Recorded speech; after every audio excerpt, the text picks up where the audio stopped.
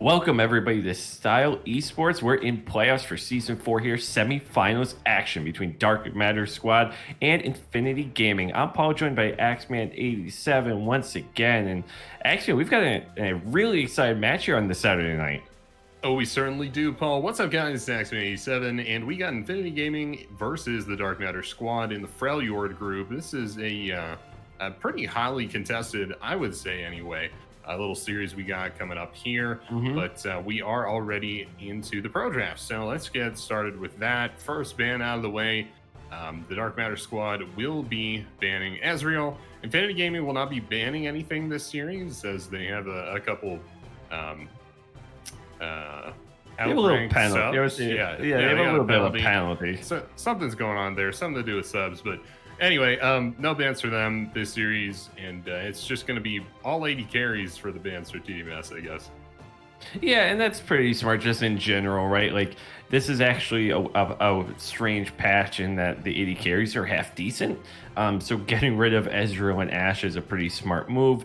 And obviously having B1, they're going to get their pick of the litter with whatever is left. So I really like these bans, and then they'll be able to pick from whatever else they want because of the lack of bans on the other side. Certainly, and we are still in pro draft here. The ban phase seems to be moving fairly slowly, but a little strange considering Infinity just isn't banning anything. But TMS, the ADC bans continue with Kai'Sa here. And it seems like their intent to just ban out the entire of the bot lane. I think they're just gonna ban through. I guess the other thing, maybe in credit to Infinity Gaming, they're at least like having some decency to like not force Team Dark Matter to like rush their picks. So I'll actually give them a little bit of credit for delaying their bans and keeping things like a pace of maybe how an actual pick ban phase would go. But now as we get to the actual picks here, Axeman, I'm curious to see if they end up just going in ADC B1 after all of these bans. And look, they are going to pick up the Caitlyn. Yeah, picking up the Caitlyn here is huge.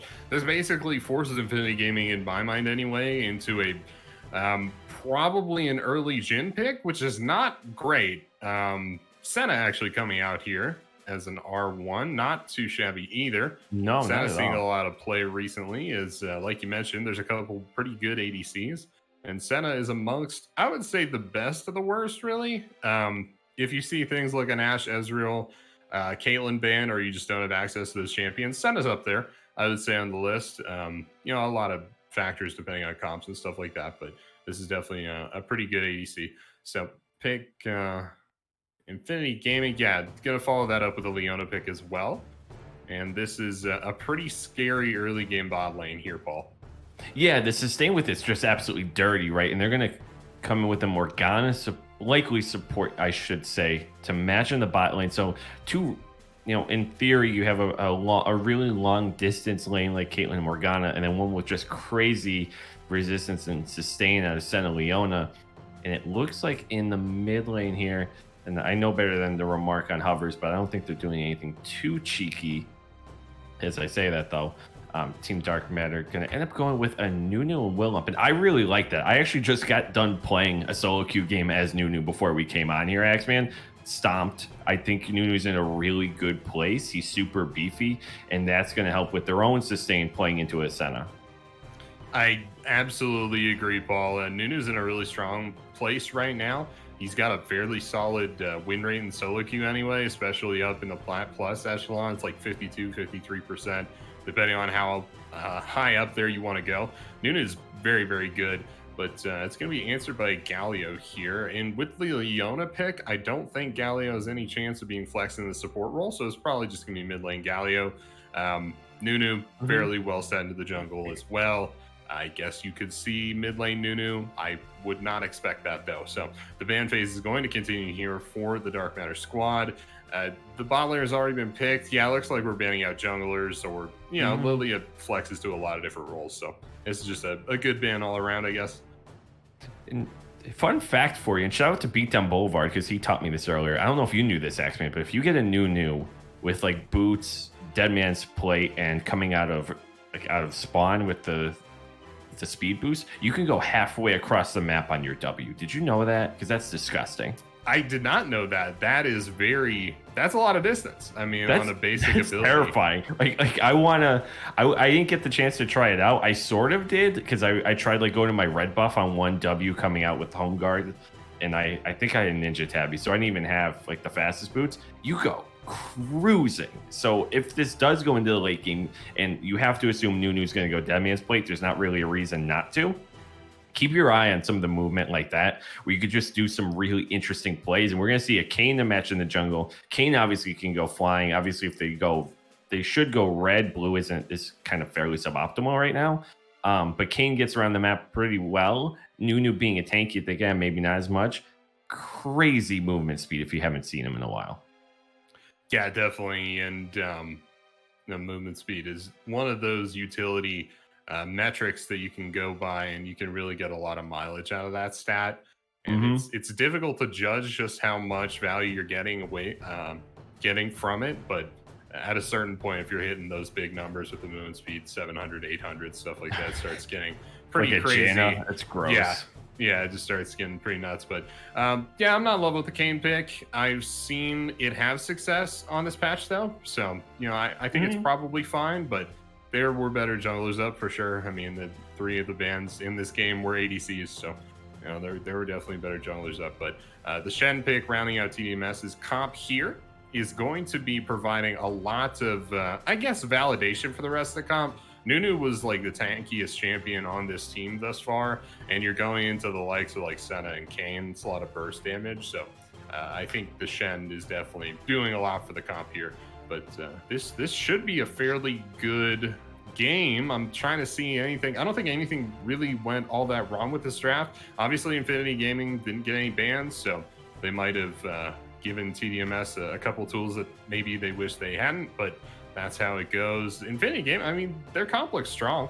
Camille's very strong right now, Galio as well, so it's relatively even. I think the biggest difference will be in the bot lane with the Caitlyn versus Senna, but we'll have to see how that goes. Yeah, and for me, I know I like that they answered the Galio with a Shen, because the Galio, the hero's entrance coming in, Leona goes in, Galio can answer, and let's say they move on to like a Zoe or something, Shen can answer immediately too. Like, you can just have a whole bunch of bodies piling onto each other really quickly, and you're going to see Kayn benefit from that fact, but you're also going to see Caitlyn and Morgana benefit from that fact, and even Nunu. So both teams can really benefit from this, for lack of a better term to fall into one of Nunu's abilities, from this snowball-y comp, like that just clashed together in one big mess. And that's going to be a lot of fun to watch. Yeah, it certainly will. We're going to find out where most of these champions are going here as they start to lock them in. I don't think there's too much of a mystery going on. Maybe a couple things you could switch around in both comps, but by and large, this should just stay as close to what you would expect as you can imagine. But yeah, let's talk about Kayn a little bit here. I've seen blue Kayns do okay. I would always say red is better. Which stinks, right? I wish blue Kayn was good. Like, I don't know if that's a hot take, but I think blue Kayn is really, really cool.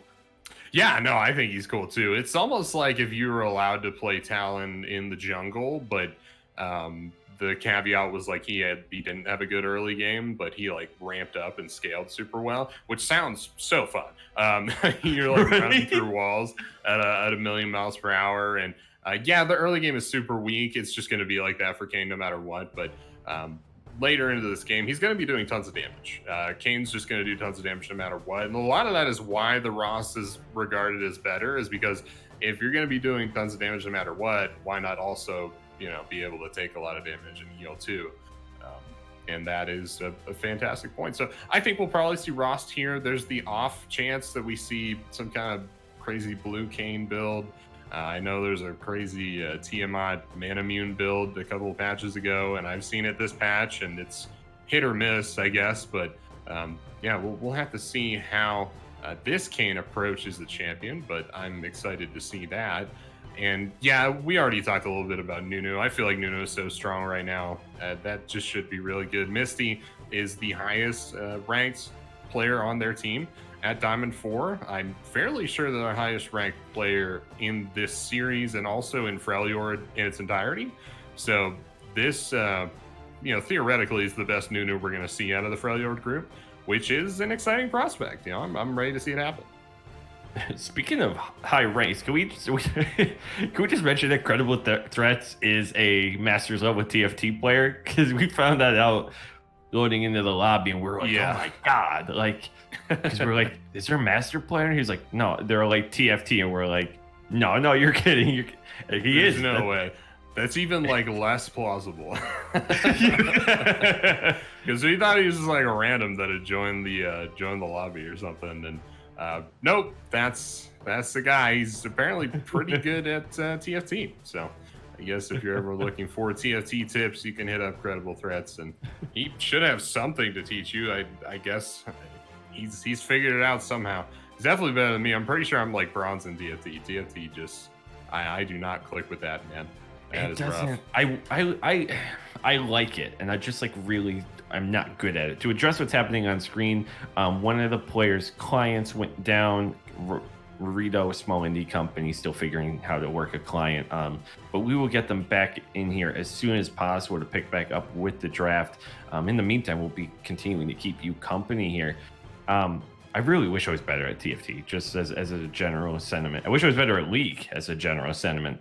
But to go back to one other thing too, and I you started to hit on it a little bit earlier, Axeman, is this idea that Shen sort of is that missing cog in the wheel here, because you have Nunu, who is a really tanky boy, but just to give yourself that little bit more of a front line to let Caitlyn and Morgana function, bringing in Shen here is going to give the Dark Matter squad a whole lot more versatility and ability to unlock this Caitlyn once she gets that BF sword, but especially once she gets to that like second item power spike.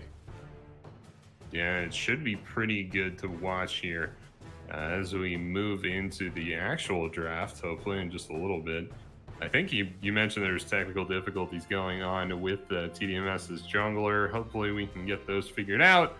But yeah, I mean, are there any other matchups you're looking forward to? I don't think there's too many that are just like standing out to me. I know we've seen Shen Camille a couple of times in pro play, and that kind of goes back and forth a little bit. We saw that today, actually. I'm glad you mentioned that. We saw that. Were you watching that with us? Yeah, I was there. Yeah, so that is I'm glad you touched on it. So that's a really interesting matchup for anyone not familiar, or for anyone who did tune in today to LEC. Some of those trades could go back and forth. Like, I believe Camille should win some early trades pre-level 3 was my understanding of the conversation we had with some of the other color casters in the scene.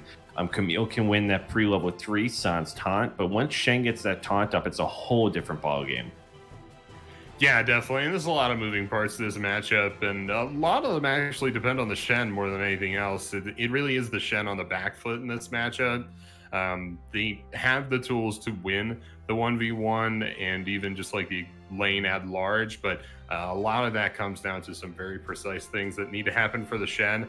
And the Camille, the burn of execution is much lower. I mean, you have to land the stun, land your W. That is about it. Those are things Camille would be looking to do anyway on other champions. So yeah, this is a Camille favored matchup, but it's definitely not a totally one-sided matchup by any stretch of the imagination. So maybe Nasus can find a little bit of success here into Black Ace, but he will definitely not be getting it easily. Yeah, and so and when we're thinking about what happens here, because Infinity Gaming doesn't have those bans, that's probably what allows you to get a Caitlyn and a Shen, because if you're just thinking, okay, what would Infinity Gaming maybe have done as we sort of play this out here because of the delay, you're probably going to ban a Shen, you're probably going to ban something like a Graves maybe, or potentially even the Jhin, to your point, because you were even thinking maybe they're just going to go to Jhin, they opt for Senna instead, and that ultimately changes how they build the comp. But really fortunate there for Dark Matter Squad, they're going to go with the Shen and the Caitlyn, and with both of those picks, I think they can be feeling really good about how their late game can come together if they even just go even in both lanes. They don't even necessarily have to win both lanes with how well they can be in the late game. Yeah, they certainly scale fairly well, I would say. Now, Infinity Gaming scaled fairly well too. I think probably one of the bigger obstacles that TDMS will have to overcome is Camille. That's a very hard scaling champion, and we already mentioned Shen's kind of on the back foot in this matchup. Another thing about Shen is that he loves to leave lane, teleport out of lane, ult out of lane, all that good stuff. And that really sets up a Camille to be able to get a CS lead, which is what she loves to do. And once you have a CS lead over enemy top laner, it's difficult for the enemy team to send anybody to match you in a side lane. And that is where Camille lives, Paul. It's in a side lane in the late game, scaling up, taking structures, and then teleporting to an objective if their team needs them. And this Camille is going to have a really, really easy time making those win conditions happen. And yeah, I mean, the rest of Infinity Gaming isn't exactly an early game comp either. Senna Leon are fairly scary in the early game, but Senna obviously infinitely scales. Game scales fairly well as well. It's kind of a late game jungler. So this is quite the scaling team as well. And that's really scary when you think about just how much healing this Senna is going to be able to put out there in the late game. Like you said, early game is still really good just because of the fact you have such a strong heal early. You have a bunch of power. There's so many tools you can work with. You have this stun lock. But then as soon as you get, your Mirror Mana to Manamune and you just start to build these things online, things run away really, really quickly here. And so if they're able to find a way to shut down that Senna early, that's probably where they want to start building that winning formula. Yeah, that is definitely what they're going to be looking to do. Draft kind of going through slowly, I guess. It's maybe they're taking scared quite a while here. Maybe they're scared of the internet dropping out again, or maybe our Masters TFT players like, oh geez, I just gotta get in one more. I'm gonna fall out of top 500 here or something, or off the leaderboard. And it's funny coming back.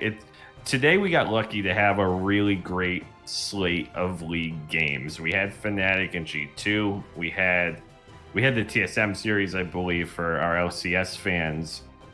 I believe we just got out of that. It's playoff time here, and I think pretty widely across the amateur scene right now, actually. And so we get blessed with a lot of these great games. And tonight's match is a best of 3. So keep that in mind, that though, obviously game 1 is incredibly important. For one of these sides, there's potential to be a download game for them to re-upload for the next 2. Absolutely, Paul. And we're just going to get the last of this champion select through here. And then we'll get into the spectator delay. And then hopefully we can finally get into a game. But that is definitely what everybody is waiting on now. Trying to think of anything else. We've really talked about almost everything going on here. So the delays they put us through a real ringer here. So while we go into the spectator delay, we're going to step back and get ourselves ready. So you are watching the semifinals in the Frejlord group here between the team the Dark Matter squad, and Infinity Gaming. Don't go anywhere. We will be right back.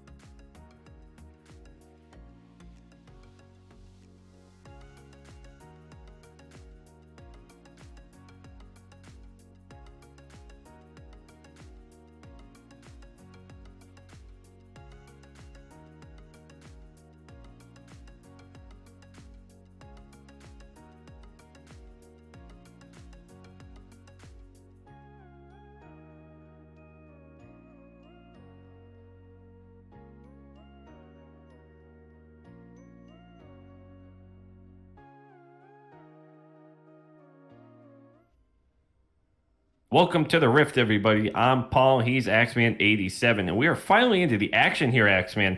And we've got a really exciting game here. And as you know, everyone comes out of the fountain. We were talking behind the scenes here about how this game might go. And let's some of your thoughts here, Axeman. So Misty on the Nunu, we talked a little bit about this in Champ Select. Misty's the highest ranked player in this group right now. It's not just that he's high ranked or anything. He also regularly carries this team. I would go ahead and say he's the best player on this team by a good margin. It's definitely not that the rest of the Dark Matter squad are like bad players or anything and they have one good player. It's not that. It's just that Misty is like definitely a shining star on this team. So knowing that, and thinking like, how is he gonna hard carry this team on a Nunu? It's gonna be through bot side control and through dragons, and that'll be fairly simple. I mean, he's staring down the barrel of the enemy jungler. He's a late game jungler. This Kane, he's got a good clear speed, but isn't going to be able to really bring too much to the skirmishes early game. So most of these dragons should be going over to Misty. The only kind of wrench thrown in the cogs there, Paul, is going to be Moogle on Galio. And that hero's entrance can really mess up a skirmish for you, especially over an objective really quick.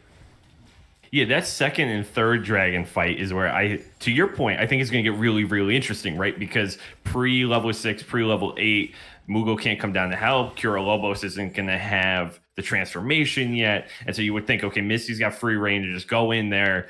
Nunu can solo a dragon at 4, usually with sustain and a smite. But once Mugu can start making those moves, it'll be really interesting to see how he makes them and how much of the team joins them. And ultimately how that plays out given the state of this mid lane. A lot of that is going to come down to the first few minutes of this bot lane, Paul. As credible threats and Tandaman look for early game advantages, we see some trading on the top side. Those should go fairly even. Maybe a little bit Camille favored until later levels, level 3, level 4. But we do see both junglers on the top side of the map now. It's interesting, Misty going for an aggressive clear. Sleep lands onto Moogle in the mid lane, takes so much damage. Yeah, that was a really sort of a surprising exchange here. Moogle just a little bit too far up, plus the minion wave pretty big there, and some really good poke damage here. And we'll be keeping our eye especially on this bot lane, because if you let this Caitlyn and Morgana just get online, kind of just free farm here, and you know, there's such a menace in that lane game, really on both sides. And so we'll be keeping our eye on who gets that first blood and if it's going to be given to one of these ADCs. And I think that'll dictate a lot of the action you were talking about, you know, leading up to these first couple of dragons. If I had to guess, I would say first blood probably occurs in the bot lane. We see Kane pathing there now. That actually might be Infinity Gaming's window to that first blood. Some trading going on across the Summoner's Rift right now, as Moogle is going to take another one of those battle stars. Just so much damage here, Ball. He's going to be eating that to the face. I mean, Zoe can be so oppressive just from as long as you're like even semi-landing your skill shots. She's such an impressive champ to lane against here. As we're seeing some trading bot side here. Credible threats on the Leona, barely getting a sniff of damage. Nice dodge there from Moogle, going to avoid the snowball and get out of the way here. We might see our first action of the game here in the river. Cura Lobo was looking at that scope. But top side here, Black is going to get chunked down here by Dr. Nasus. And they'll just kind of keep charging out. Uh-oh, Black is going to step up. Dr. Nasus gets the shield. Can he look for the kill? He flashes ahead and finds first blood. That was pretty convincing there, Paul. That was a lot of damage in a very short amount of time. The flash is traded, but at the end of the day, Black Ace picks up first blood there with the double emotes to boot. Think he had the cool Astro Bard one. I love that. So nice. Astro Bard is great. That's just good stuff. But first dragging the game spawning about 20 seconds here. And earlier we saw that positioning from both junglers. What happened there was that Nunu went for a classic Nunu move, which is to start on the top side of the map, transition gang through the mid lane, and roll towards bot for first dragon. Well, Kane was already on the bot side of the map, and he had already secured Scuttle. It's things like that that only Kane... Ooh. Here comes Lobos. Your Moogle was doing it on pretty far. Yo-Yo Bro's going to have to back off there. But, yeah, this Moogle is getting punched around. This statue's not having a good time. Sorry about that, Paul. I wasn't expecting Moogle to take that. No, that was. damage. I guess that was I should wild. know by now. He's taking so much damage, but Oh, he's in trouble. yeah, he's in dire straits. To teleport back here, this. Okay, I thought that might have been a little greedy there, but I guess you teleport in behind the minions, so that would have been difficult to land the Sleepy Troll level on that one. But yeah, there are very few junglers that have the clear speed to anticipate Nunu's movements like this and pick up the scuttle before he gets there. Kane is one of those junglers, and this is not something that's going to be working in Misty Lord's favor. The classic Nunu positioning is going to be a little bit more difficult for them. He'll be able to get away with a little bit less here. We already seen this dragon's been up for 2 minutes, which is bizarre for a Nunu game. Right, and that's the thing, yeah, and the pathing down the dragon, that early sustain here from the Q, just you're able to shred through it and you'll be able to live without it. Like I said, pretty much solo. You rarely need help with it here. Credible Threat's going to step up as he sees Sigmatic use every ability in the book. But we might be seeing some action. We see a couple pings coming down bot side. Here comes Kuro Lobos. They're going to flash away. Hero's Entrance coming in. He's got level 6 and taken down. Kuro Lobos is going to combine, find the kill here. Moogle, he's just a glutton for punishment right now, but that's a nice kill. It certainly was there, Paul. A solid kill in the early. I wouldn't even call that a skirmish. That was just a very, very good gank here in the early game. That's going to give them bot priority. It's also just going to give them an extra body in this objective fight. I don't think this is going to be, if they can kill Kane, they could definitely contest this. I don't know if they'll be able to. No, I like the move at least to play with it, see if they're able to get something together here. Yo-Yo Bros is just hanging around, maybe looking for a cheeky Q, but they do ultimately get first dragon here, and getting that Infernal really going to help in a whole lot of ways, right? Black Ace already had that early lead top side. Now it just gets a little bit more power in his back pocket, and Kuro was going to just give him more healing ultimately on some of these trades. As we watch in the mid lane here, the sparring continues. Yep, sparring certainly continued there. Credible Threats looking for the mid lane gang. He did not find it. But in the top lane, it's an all-in here for Black Ace again. Yep, the disengage comes through wide. Finds the stun. Going to land a little bit more damage here, pushing Dr. Nasus under tower. I think he's going to be stuck there for a while, Axe, man. Black Ace is feeling himself and hurting. He looks to be stuck under there for at least the rest of this lane. I don't think there's really anything keeping Black Ace from just shoving it down Dr. Nasus's throat for the rest of this lane. I mean, we see them pushing up so far here. They have the vision set up for Nunu, but I don't know if they win that 2v1, Paul. I think they might lose that, especially with a Shen at this kind of level of health here. Both junglers top side. Misty's going to start up the Rift Herald. And he should take this fairly quick. He's going to get found out by Moogle, though. This isn't going to be very good. Moogle actually turning around at the last moment. Not sure what's going on here, Paul. Yeah, I'm watching. It's like, okay, so Moogle has an opportunity to move in. We see the rotation here coming from Yo-Yo Bros. But I think Moogle's going to realize this probably isn't the 2-on-1 I want necessarily. Black Ace can't make the move to go down, but on the bot side, Credible Threat's going to find the kill onto XGW. Here comes the exhaust on the Zygomatic, not level 6 yet. Can't quite get away. The root coming out. Tan, the man, putting in the damage. Your spell shield going to keep him up for a little bit. Flash used by Tan, the man. Maybe we didn't necessarily want to use that. Forces them back under tower, and they'll be pleased to get that kill. They certainly will, but we mentioned that Misty Lord might be the option for carrying this game. That hasn't really come to fruition. Not yet, anyway. Bammy Cinder picked up for the Nunu, but he's behind in CS by 2 camps. He has soloed an objective, which is something that puts junglers behind fairly hard. Normally, Nunu wouldn't be set too far behind of that, but this is Kane, keeping in mind. This is a very, very solid clear speed we're looking at. It's actually going to take the Raptors away from Nunu here. It's not very often you can counter jungle a Nunu, Paul. No, and so the other thing too is now where do they put that Rift Herald, right? Because we've seen in the middle of the talk coming out and Lobos blowing up. Yo-Yo Bros, biggest snowball ever coming in. Misty gonna just have to back off that fairly quickly. But so now it's where do you put that rift that gives your team an opportunity to come back? We're seeing the difficulties topside. Black Ace just really playing the solo lane well. Can you get enough pressure and maybe get some plates funneled into your Caitlyn? But ultimately, we'll see where he puts it.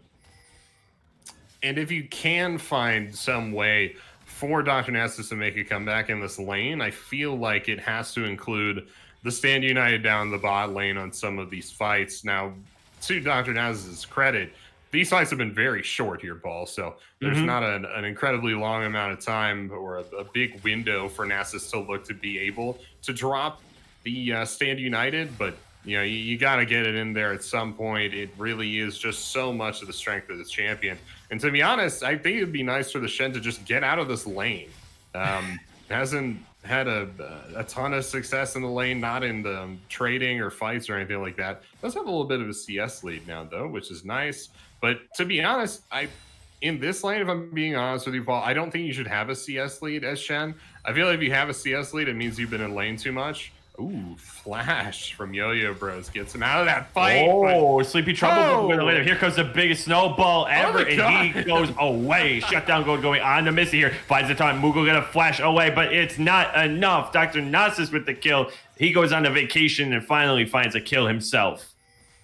Yeah, finally using that Stand United there to get the kill down.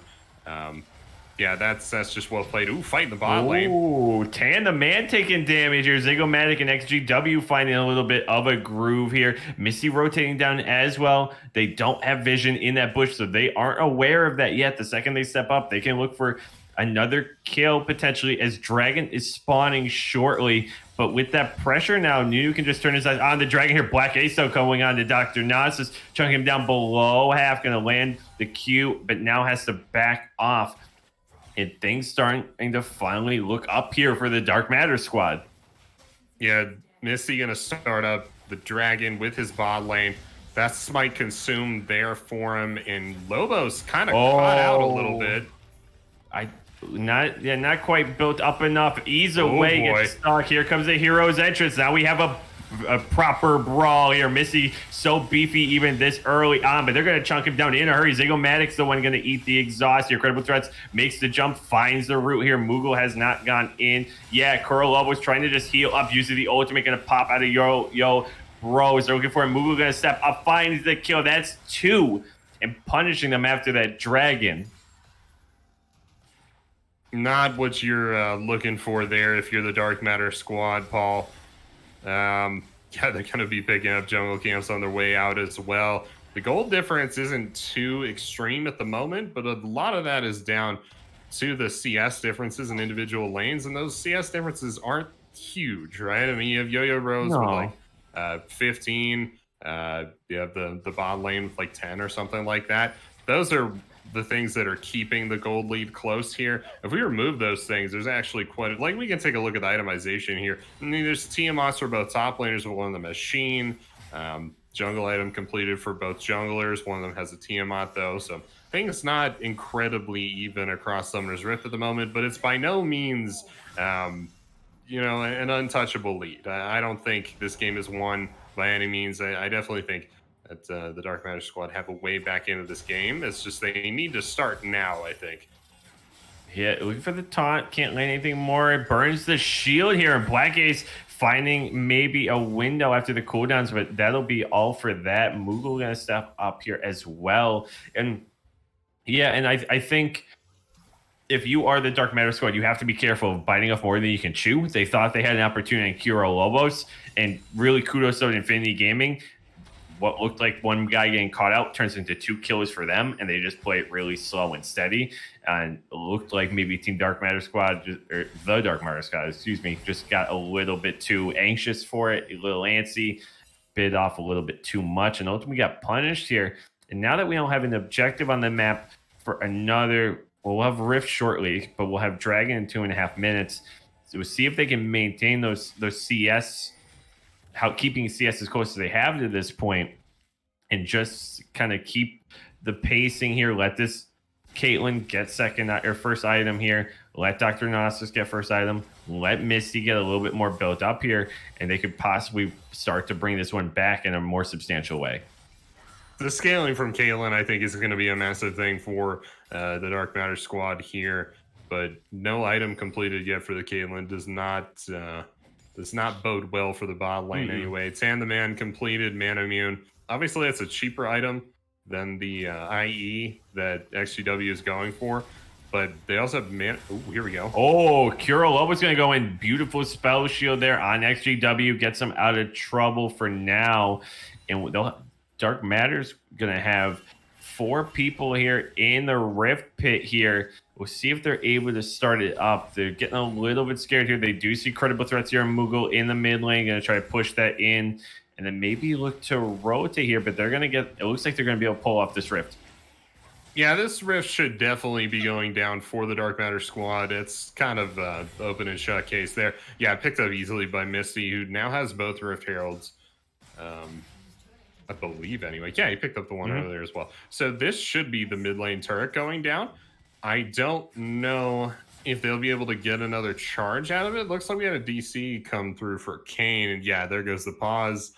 But yeah, that's not great there. But let's talk a little bit about what we think is going to happen in the next couple of minutes. They're definitely going to drop Rift Herald in the mid lane here. I don't think so. Obviously, after the pause, we'll have Kane reconnecting. So it'll be Kane and Galio in the area to prevent that second charge. Keep in mind, look down the bot lane, and you can't actually. I mean, everything's frozen in the pause, but we see on the mini map, you see Senna and Leona down there. They'll be hitting this bot lane turret. Actually, it looks like they already got the outer turret. They'll be pushing for this inner turret. So obviously, mid lane turrets are a little bit more important than bot lane turrets, but we're talking about a situation where the Dark Matter squad might be going for an inner turret in the mid lane, might not get it. While the bot lane from Infinity Gaming is actually picking up an inner turret in the bot lane. And that is not a good situation to be in. You don't want to be losing towers like that, especially not when it's spoken for that you'll be able to get some back of your own. We'll have to see how that plays out. There's a lot of moving parts here, but it is a dangerous position for the Dark Matter squad to be in. They don't want to get too greedy here and give up one lane just to take another. No, and part of this too now is, and take a look at the individual gold here. I mean, they have Tandem Man 1,000 gold up here over XGW, has 1,400 gold in his pocket, so he's going to be able back here with Manamune, over about a third of the way through 500 of 750. He's going to be able back, get some more items, and start really building up here. And once he's able to get Muramon online with a second item, I mean, he's going to really, really hurt, and they're going to be able to put a lot of pressure on the entire map now that the first turret's gone. And lest we forget here how sort of, I don't want to say broken, because it's not necessarily a broken ability, but how strong Dawning Shadow can be really across the map as a global. And so once you start to unlock Tandem Man to go just into the mid lane, farm up a little bit more, go top side, start to get some of these souls and continue to get more and more range, they're going to have a really, really hard time shutting down him. Their real only option they have is Misty. And if they don't have XGW back them up here, they're just not going to be able to cut through that healing. Paul, the scaling dream is huge here for Tandem Man. Yeah. I mean, we're talking about like late game Senna, all of that good stuff, the unlimited scaling, everything out there with the range as well. This is one of the only champions that can actually challenge Caitlyn for range in a very, very late game situation.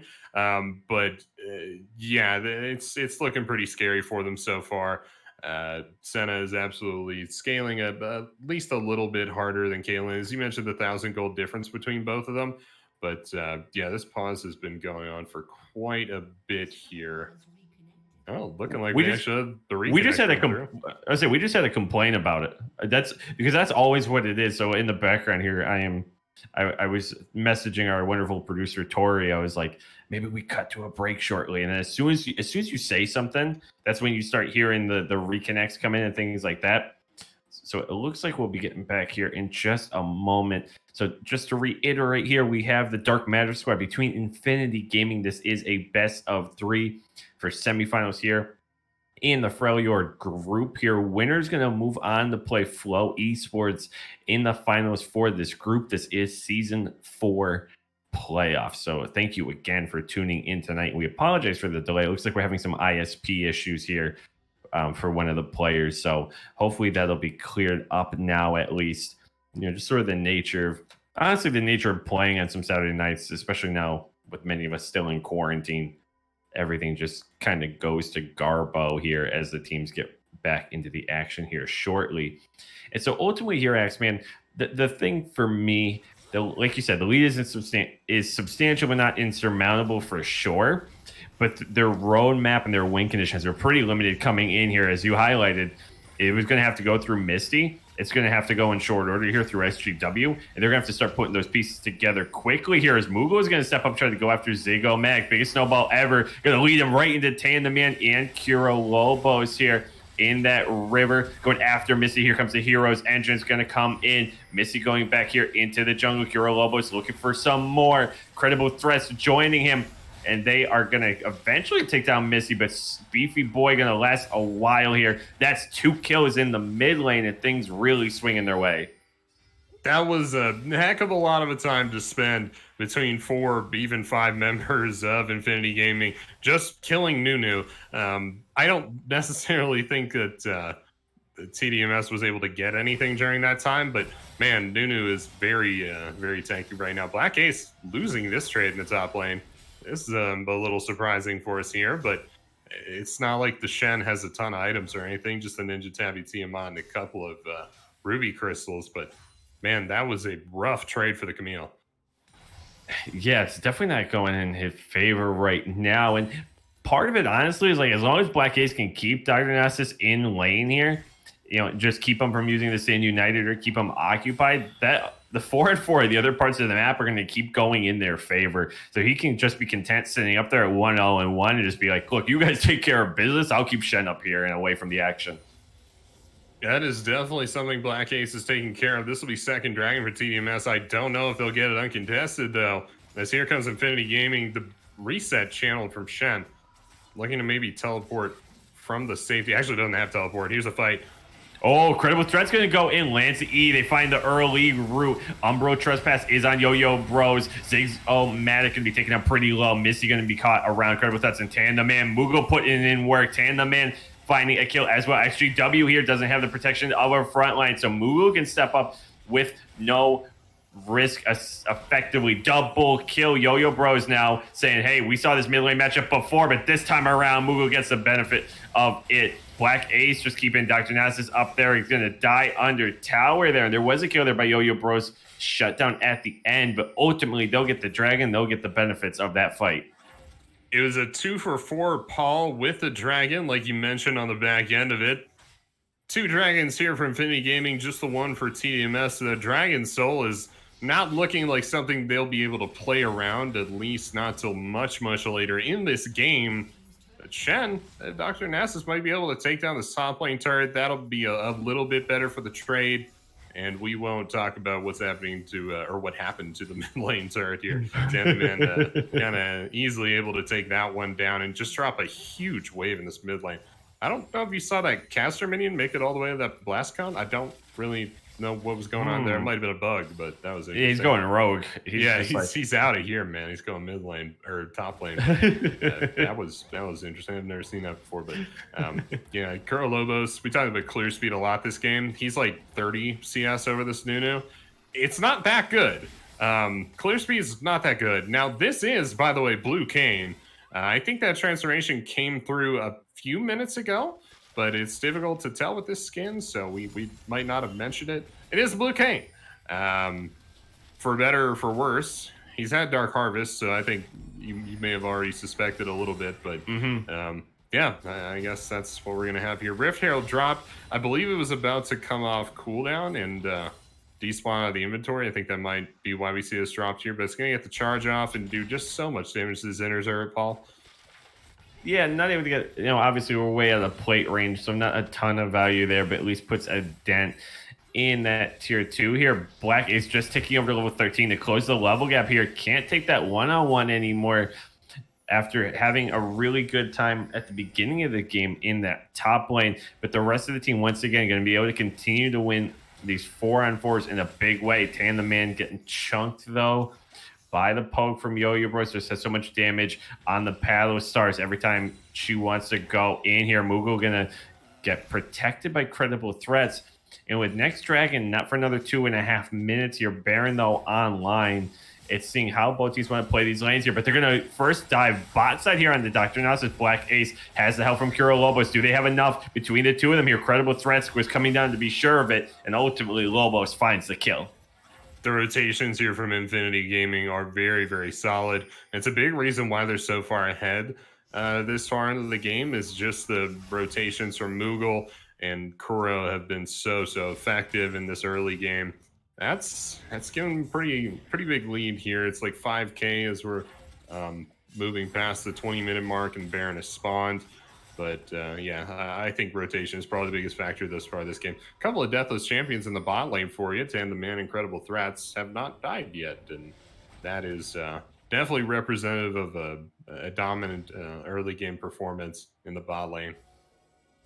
Absolutely here, and they've just been kind of able to have their way. They've been able to kill in the 2-on-2, roam and find kills and fights in the Dragon Pit, and just having sort of a stellar performance here. We take a look at the individual gold leads. Tan the Man up 1,600 gold on XGW here, and Credible Threats sitting out about a 1K gold lead here over Zygomatic. So 22 minutes in, we have first Baron here, still hanging out, get ready to be taken. Next Dragon in a minute or so as well. And so both teams are going to have to start setting up and seeing who can land this next Dragon and ultimately who can make their first move on the Baron here. Bot side, we're seeing Exhaust Place on Black Ace. We see Kuro Lobo is going to find a 2-on-1 in top jungle to get his way out of there. And everyone just playing it nice and slow until the objectives are ready.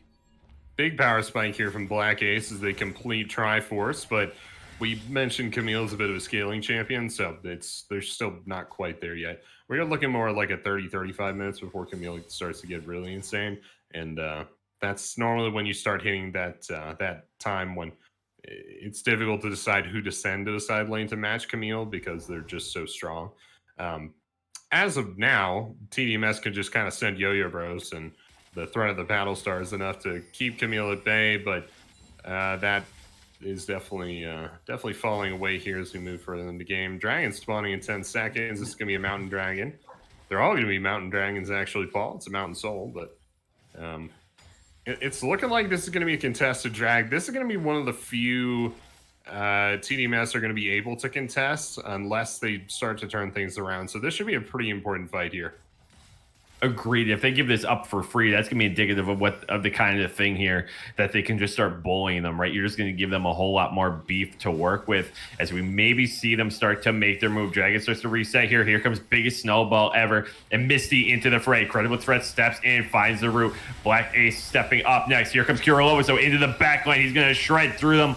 And Misty just hanging on by a thread, able to pull it off. Dr. Nelson here with the Stand United, saving his life. Kurolobos with the double kill. They're looking for more. Dr. Nas is exhausted but not gone. And that's a triple kill. The Dragon, and they have got it going on. I don't think anybody would disagree that Red Kane is the better of the Canes, but I mean, if you're 7-1-5, I don't really think it matters what Kane form you got. Kuro Lobos having a massive blue Kane game here, proving that you can still do it. A lot of things have to go right for you, but you can still make use of this champion in this playstyle. But it's looking like Infinity Gamer are going to be looking for Baron. This is fairly early, maybe a couple minutes early, but this team is so far ahead, has 3 dragons worth of stats. They'll be just fine taking this. And it is going down reasonably quickly. I mean, we're talking about a Senna ADC here, so this isn't going to be the fastest Baron take ever, but it is definitely going down, Paul. I don't think Misty's going to be able to make it there in time to have any chance. Ooh, they're going to try, though. Here comes biggest snowball ever into the pit. Hey! And they're going to steal it away. They're able to taunt lands. They're trying to fight for a little bit more, but can they do anything about it here? We're going to see them try to chase just a little bit here. Stunned up. Dr. Nuss is just so strong here. Here comes the Umbro Trust Press.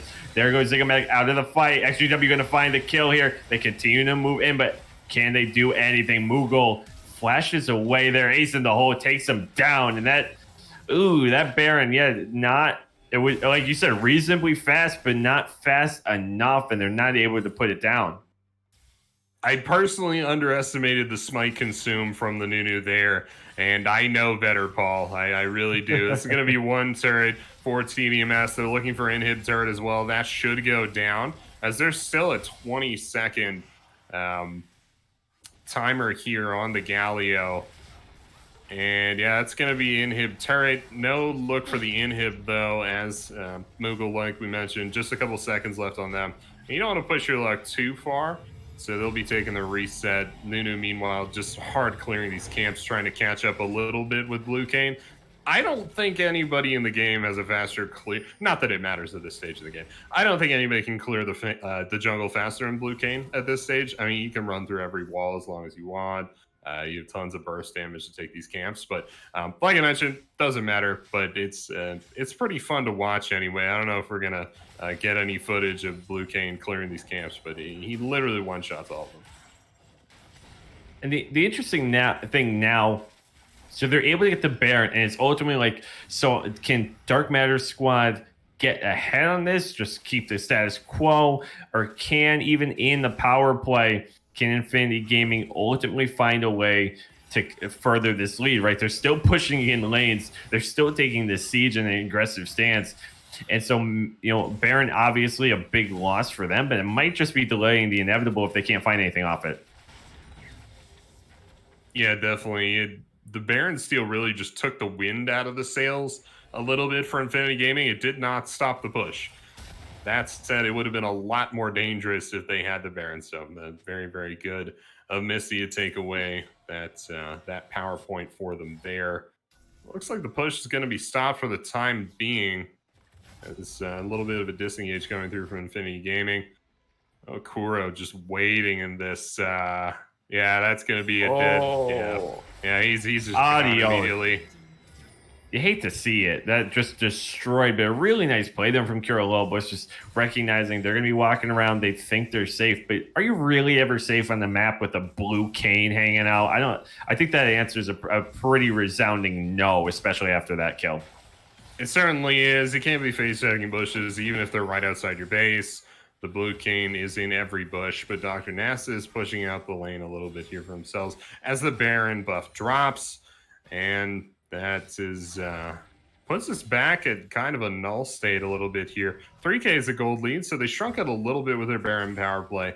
That's good. I mean, normally we talk about, at least in the later parts of the games, it doesn't really matter what the gold lead is. It matters how it's changing. And for right now, anyway, it is shrinking for the moment. The Dragon coming up in 30 seconds. This is Soul here for Infinity Gaming. That is going to be very, very difficult for them. I don't think it's going to be necessarily game ending, but that makes it a lot more difficult to, kill champions like Kane before they get onto your carry, champions like Camille in a side lane, all that good stuff. But, and yeah, we have the Dragon coming up in 10, 9, 8 seconds here, just a couple more seconds. But Infinity Gaming, they already have the inside track on this objective, and TDMS, I don't know if they're even going to get a crack at this. It's going to be going down so fast. Misty's looking for it. Yeah, Misty, you've seen you maniac do it once. Can you do it again? Not this time, though. Moogle gonna step up here with the taunt, able to get it here. Going now in the back on his Umbral Trespass. Kane gonna be stuck in a 1-on-4 and not gonna want to stay in that. Hero's entrance coming in. Beautiful stopwatch there. Gonna save him for now. Taunt coming in here on Zygomatic. Now gonna stopwatch coming out from that side. Dr. Nasus, though, laying into Kuro Lobos. He's gonna be really tough to kill. Stunned up, but not out of it. Dr. Nasus with one. Here comes Yo-Yo Bros, finds another kill here. Credible threat, and now they're turning it. Dr. Nas is unstoppable. Holy cow, that's an even game, and that's an ace. Yeah, like I mentioned, Mountain Soul, definitely not a game ender. It's going to be a huge power point here for Infinity Gaming. But yeah, they lose the fight right afterwards. A lot of that was mispositioning, or I guess a little bit of over-zeal from Kuro Lobos, who just immediately dove the enemy backline. His team was all the way around in the Dragon Pit. They had to walk all the way around to rejoin him. Now, he managed to survive for a long time, but yeah, that was a huge source of damage for his team, and him going down that early in the fight definitely did not help him out. They might win the game off this, Paul. I can't believe it. Can they do it? This is a little ballsy. Everyone's out of spawn now here. Credible threats with the ultimate. Dr. Nas has to be one of the first looks. Oh my god, they're chucking it down. They're no, biggest snowball ever. It's just not enough here. The base is in shambles. So I was watching too. So as soon as that ends, right, you start looking. They don't even have a teleport actually, so they can't even do a cheeky backdoor. So this is a really interesting scenario, right, where you just have no opportunity to make a move on an open Nexus here. So maybe they're going to turn their eyes on Baron, but they've got to be careful because that base is gone. Yeah, the base is absolutely gone. Missy just running it down to mid says, all right, you want to go for Baron? Cool. I'm going to take the only thing that matters on Summer's Rift right now is the Nexus. Black Ace with the ults on the Misty as Infinity Gaming look for this Baron. I can't help but think this is a misplay. Yeah, so they're able to get it here. Stand United is down, so they're able to get away with it for now. Snowball, biggest snowball ever, gets Misty out of trouble here. And so now we have a reset. So as the teams reset, we reset. And think about this, right? So it's a 2K gold lead still in favor of Infinity Gaming here. They have Mountain Soul. Elder Drake isn't up for a while here, and so now with Baron buff, you're caught in a really weird position. Do you move up in Siege? How quickly can you get back to base? You have 2 teleports of your own, so that at least buys them time, or excuse me, I guess shrinks the time gap. It's like, okay, something happens, TP and get out of there and try to stop it. But you're really playing on the precipice. One little goof, that Nexus is going to be gone. It's only at half health. It's healing up a little bit, so I don't know if there's a threshold on healing. Maybe you can answer that, Axeman. But they at least put a good dent in it. I don't think there's a threshold on it. I know it heals extremely slowly, but I'm pretty sure it can heal all the way back up to full if it's given enough time. But oh, here we go. Might be another fight on Nasus here. Ooh, yeah, Dr. Nas is hanging out, dodges over the wall, gets out, Sleepy Trouble Bubble, at least going to keep credible threats in place and now back off. And we're being told behind the scenes here, thank you, Carl, Nexus can go back up to full health as we're seeing that it's about, 60% back to that. And they're going to just be content to walk down mid and siege a little bit. Yep, they're going to be sieging the mid lane, and this will be the fight again. Ooh, here comes base snowball ever. Credible threats going in. Stun up here. Redemption coming out. This is going to do a bit of true damage here, but Mugo's so strong. Missy being chunked down. Here comes Dr. Nasus, though. How many can he taunt up? He's in there. They haven't done anything to him there. Tan, the man's not even part of the fight yet. He's been squared off here. And so now no lives are taken, and they're just going to be able to put pressure on the tower, it seems like, for the really scary spot to be in when you just can't kill the Shen. I don't know if there's any way TMS can defend this tower. Yeah, Yo-Yo Rose just kind of blows up there. It goes golden, but way out of position, and that's an easy pickup for Infinity Gaming. And the poke coming through from players like the Zoe, like the Caitlyn, is pretty much mitigated by that Mountain Dragon now. It has to be the all-in for TDMS, and this is not what you want to hear from this team comp, right? Oh, here we go. Oh, and right in, Dr. Nelson into the backline, lands the talk, and just destroy Tan, the man here. Hero's entrance, they just have to abandon him. So now 3 turn to 2. They're going to take down Missy. Now the 3-on-1, you would think immediately, totally winnable. But is it under tower here? Kuro Lobos just going to delay the inevitable. They're going to have to back off here. And with Elder Dragon up in 45 seconds here, we're probably looking at the fight that decides it all. That's going to mark the end of the Baron buff as well. So, yeah, it is going to be the Elder Dragon that they're going to be fighting over next. With 30 seconds on the clock, Dr. Nasus would do very well to reset these back timers. Yeah, he does interrupt Moogles, but doesn't quite get Black Aces. That's going to be a little bit impactful. Actually, Moogle's going to take the long way back here. That's going to be pretty huge. The Elder should be back up by the time he's in. Of course, he does have teleport in ult, which is something I've been dying to say for like the last 20 minutes or so of just constant fighting. CDMS doesn't have teleport. Nowhere in their comp do they have the summoner spell teleport. It is literally just Stand United from Dr. Nasus that they have as far as like rejoining from a side lane or any kind of global movement or anything like that. So I just think how this game would have gone if somebody could have teleported onto that Nexus. It would have been a whole different story. Infinity Gaming would have to play this completely different, but this is going to be the fight over the Elder Dragon. Yeah, right now they're just going to keep jostling for position here. Both teams, neither team can afford to give this up. This is a win condition here. So here's the thing: if they go for the Drake, though, they could give up Nexus turret here. Kurolova's going to blow up too, destroys the bot lane here. They find a third. Missy's just going to run, try to delay it. Maybe look at a look at the Nexus, forces Kurolobos off, and now the chase is on. But rest of the team turns to the Elder Dragon. But wow, Blue Cane is powerful. It certainly is, and a lot of this game, we've been talking about the difference between scaling between the two bot. Oh, this is gonna be a last-ditch effort and maybe a steal. Elder's going down pretty slow, though. Yeah. Oh, the whole team, they're just abandoning ship. They're like, look, we're not letting this steal happen again. They'll turn their eyes back, and this Elder Dragon should help them put this game away, as Misty won't be back for quite a while here. Action not over, though. Hero's entrance getting him over the wall. Yo-Yo Bros has to go over the butt here. Kurolobos on the chase here. That is terrifying here. Hazio Bro trespass still after all that. Uses Zonya's get out, at least for now, and ultimately finds the kill. That threshold. Oh, that's terrifying.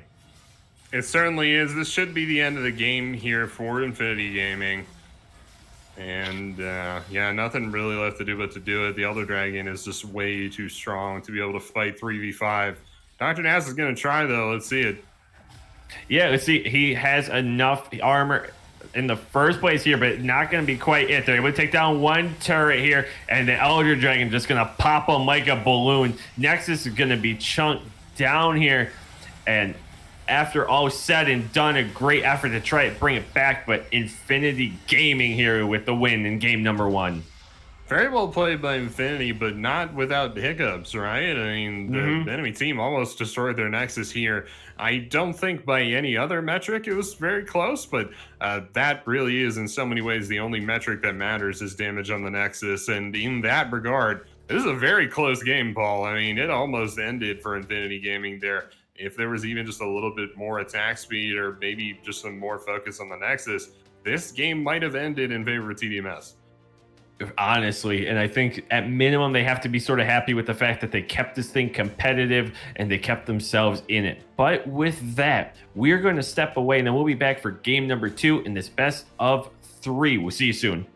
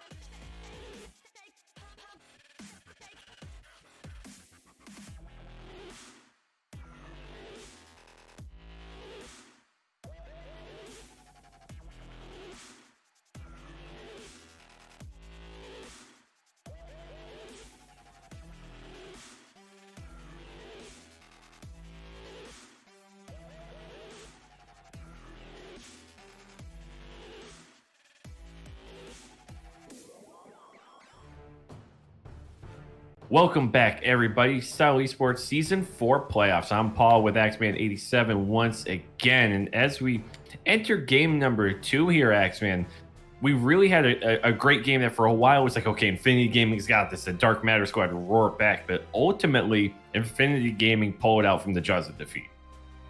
They definitely did, Paul. It was pretty close there. Got kind of hairy a couple times back in game 1, but at the end of the day, Infinity Gaming winning with a couple of dominant metrics. So it's definitely going to be TDMS that have their work cut out for them if they want to make a comeback in this best of 3.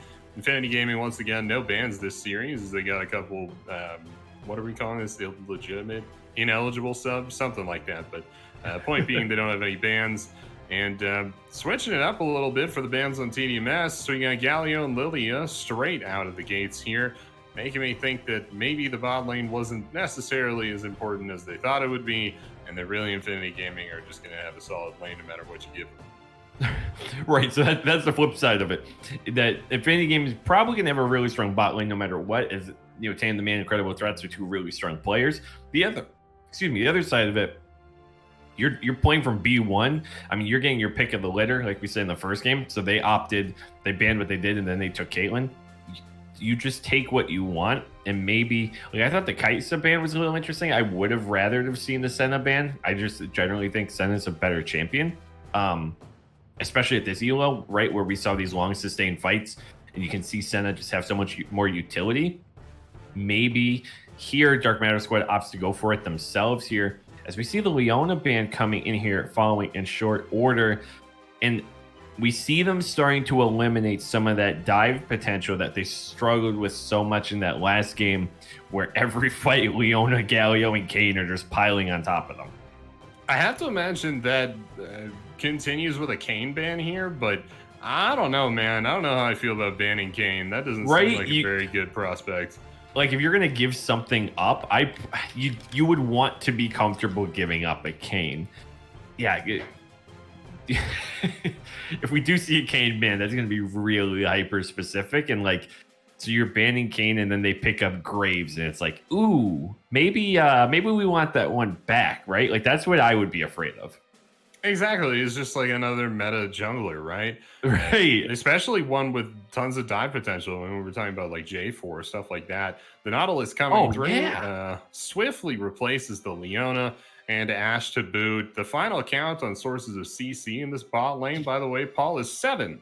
There are 7 different abilities that these two champions can use to CC somebody, and a lot of those are hard CC. So it's a pretty wild lane to have to lane against. And it's going to be Caitlyn. I'm expecting a support pick to come through here for TDMS in just a little bit. You knew that really quickly, so let me just take a second to say, you said, you're like, how many are there? And I was like, okay, he'll take it. So he's like, no, 7, I got it. So kudos to you on that. God, that's actually nauseating, right? But that sort of lockdown is a really good pick here from Infinity Gaming. So they got their dive from last game a little banned out. They answer right back and okay, you don't want us coming in with Leona, we're just gonna opt in with Nautilus instead. I think Ashe is just super strong in general, and we're seeing the answer from the other side here. TDMS gonna go in order: Caitlyn, Raka, Olaf, and again, we're seeing these junglers that it's like, all right, I want to see Olaf before level 6 at least execute 1 or 2 ganks, especially with his fall off late game. Otherwise, TDMS are going to be in some real trouble. For sure. Kind of in a similar situation to game 1, where it's kind of like, okay, we got this Nunu. He's going to get a lot of objective control for his team, and that just didn't end up happening because they couldn't get bot priority. They couldn't get mid priority away from Galio as well. And the Nunu pick never really found those win conditions that Nunus look for. Olaf has a lot of similar win conditions. What he's better at are the 1v1 with certain champions, actually with most champions, I should say. And also just the clear from Olaf is a little bit faster. Where he suffers is more in the ganks. Nunu is a better gank champion. Also just kind of global mobility. There's just more general mobility from Nunu as well. But yeah, everything else pretty much Olaf is just better at. A lot of those similar win conditions. When we talk about like the early game ganks, tons of burst damage, the objective win conditions, things like Dragon Soul, the Barons and stuff like that. These are things that Olaf is very good at, especially in the first part of the game. So TDMS with a similar playstyle. I'm expecting the Soraka to get flex top, but I'm not sure how Squirrely Nasus is feeling. We've seen things like, Lethality Scion from this player, stuff like that. Tom Kench up in the top lane, stuff like that. So I'm kind of expecting Soraka to get flex into the top lane, but we'll see, right? I mean, I don't know. And that would be pretty troll, especially into Jace. I think that might be why they picked the Jace, but yeah, we'll have to see, Paul. I don't think I like seeing Soraka paired with an Olaf, because you brought up this great point. Bot lane on Infinity Gaming has 7 layers of CC. TDMS has Caitlyn's trap. So like, how are you giving the Olaf an opportunity to come in? So you're then presuming, okay, Nautilus and Ashe, that'd be Tan the Man incredible threats, are just going to play wildly reckless and just step up and give Olaf free range to just come in. I don't think that's happening, and I think you're just going to get opportunities to get out of there between Dredgeline and Shields from Nautilus. So I'm not sure I'm in love with the Soraka pick yet. I'm going to obviously let it flesh itself out and see how the rest of the team comes together here, as we're seeing a Vel'Koz into a Lissandra, which is certainly not a matchup I've seen a ton of. So I would be lying if I said I knew necessarily how this lane is going to go. But it looks like a lot of the team overall now is going to be fairly slow. At least, Caitlyn and Vel'Koz not going to win any races, but they're going to bring back the Shen, and that was really the bright spot here, as Dr. Nasus really found a way to bring it home. Yeah, and I don't really see them sending Shen down bot lane for the support pickup there.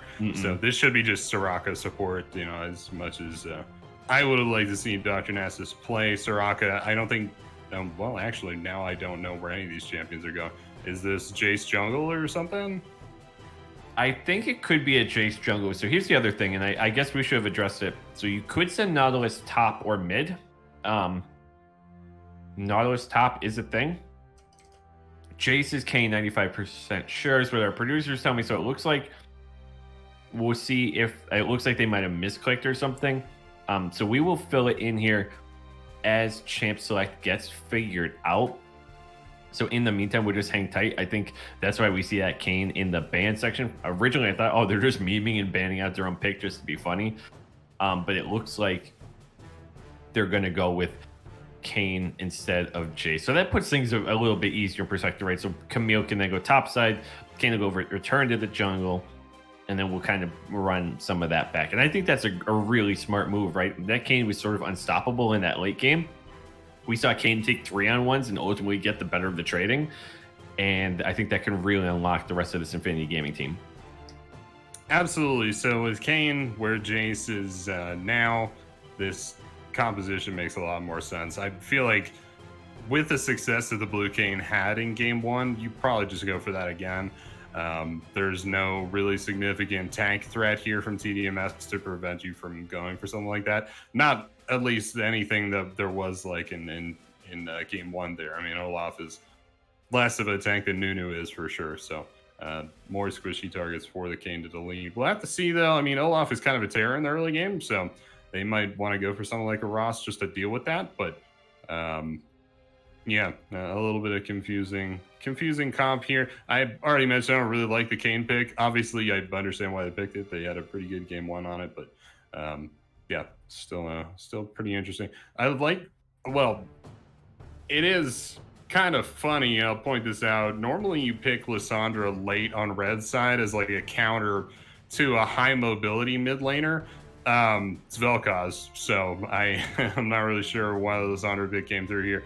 I mean, I don't think it's like bad or anything, but there are definitely better mid lane mages that were up. I mean, we're talking about things like Orianna, even something like Ziggs or Xerath or Ryze or something like that might have been better than Lissandra, but definitely not a bad champion, so we'll see how that goes. I'm excited to see a Vel'Koz again. Not based on like all the meta or this or that. I'm just excited to see Vel'Koz again. I saw an interesting Reddit thread earlier today, actually. And they were like, can we bring back like interesting character designs? Now, I'm not sure I'm willing to go out on a limb with like a hot take to be like, right, it doesn't make interesting characters anymore. Because like they have a deer that just beats the living hell out of everyone with a stick in the jungle. So I think Lily is at least fairly interesting. But like characters like Vel'Koz and Alawi and Asol, I think are just like super cool, super fun to watch, and really aesthetically interesting. So I'm just excited to see Vel'Koz again. Give me more Vel'Koz, man. Put him back in support. I think he was fantastic down there. Yeah, I think he was for sure. That definitely could be an option there. I'm not 100%. Are you saying they'd like flex Soraka in the mid lane here? Or? Oh, not in this game. I just mean in general. Sorry. Oh, in general? Yeah. Yeah, that makes a lot of sense. I love seeing mages down the bot lane. I'd like Swain. I don't know if you played a lot of Swain down in the support Have role. you seen new Swain as support? It's disgusting. Yeah.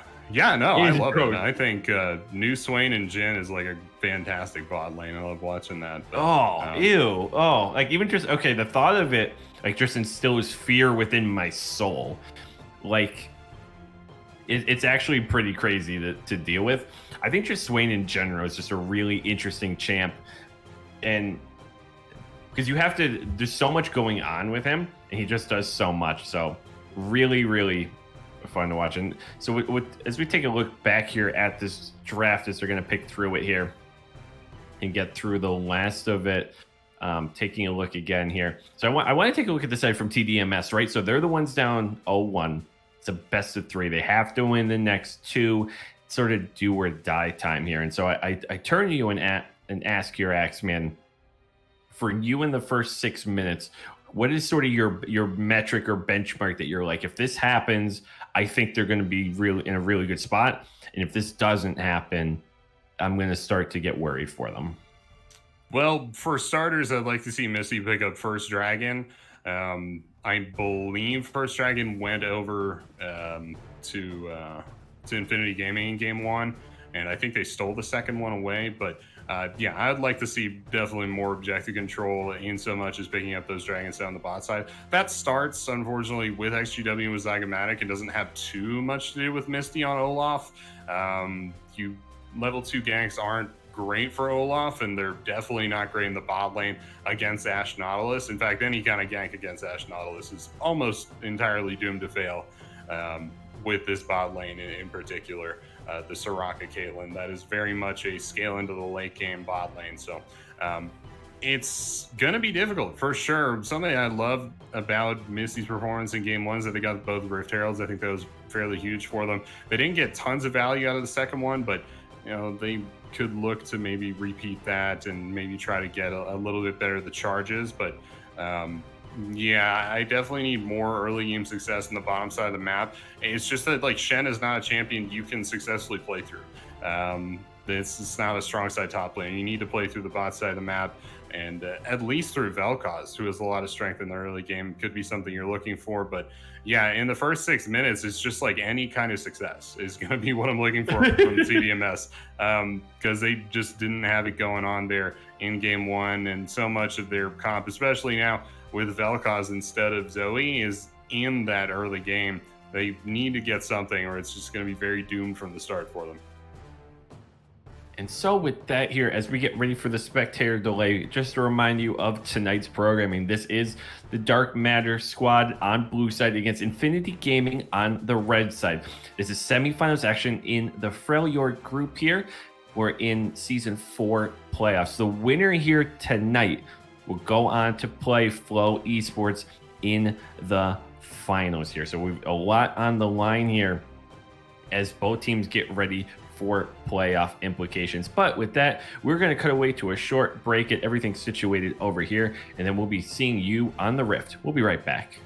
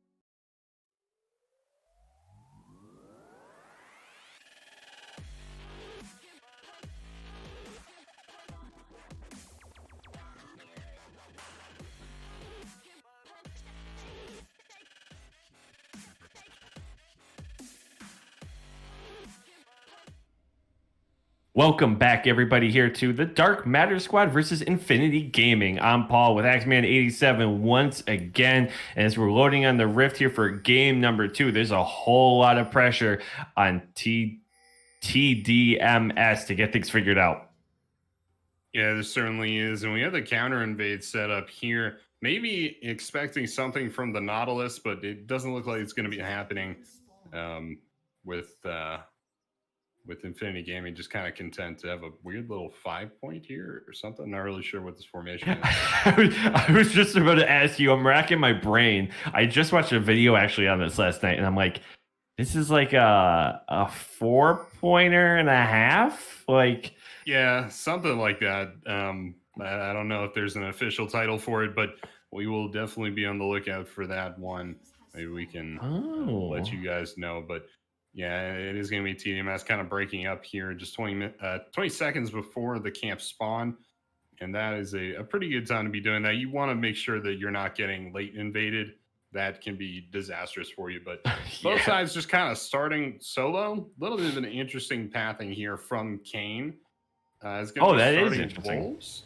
Yeah, so you can start Wolves on Kane. There's nothing wrong with that. But normally most junglers don't want to start on the same side of the jungle as Olaf, because that normally means you're going to end up at the same side of the jungle as Olaf, and that is a bad position to be in. Olaf just kills most junglers, Paul, and Kane is no different. Kane, one of the weaker early game junglers in terms of the 1v1 anyway. So we'll see if these two junglers meet over Scuttle or something, but I think Kurolobos probably has a plan to avoid Olaf. You kind of have to.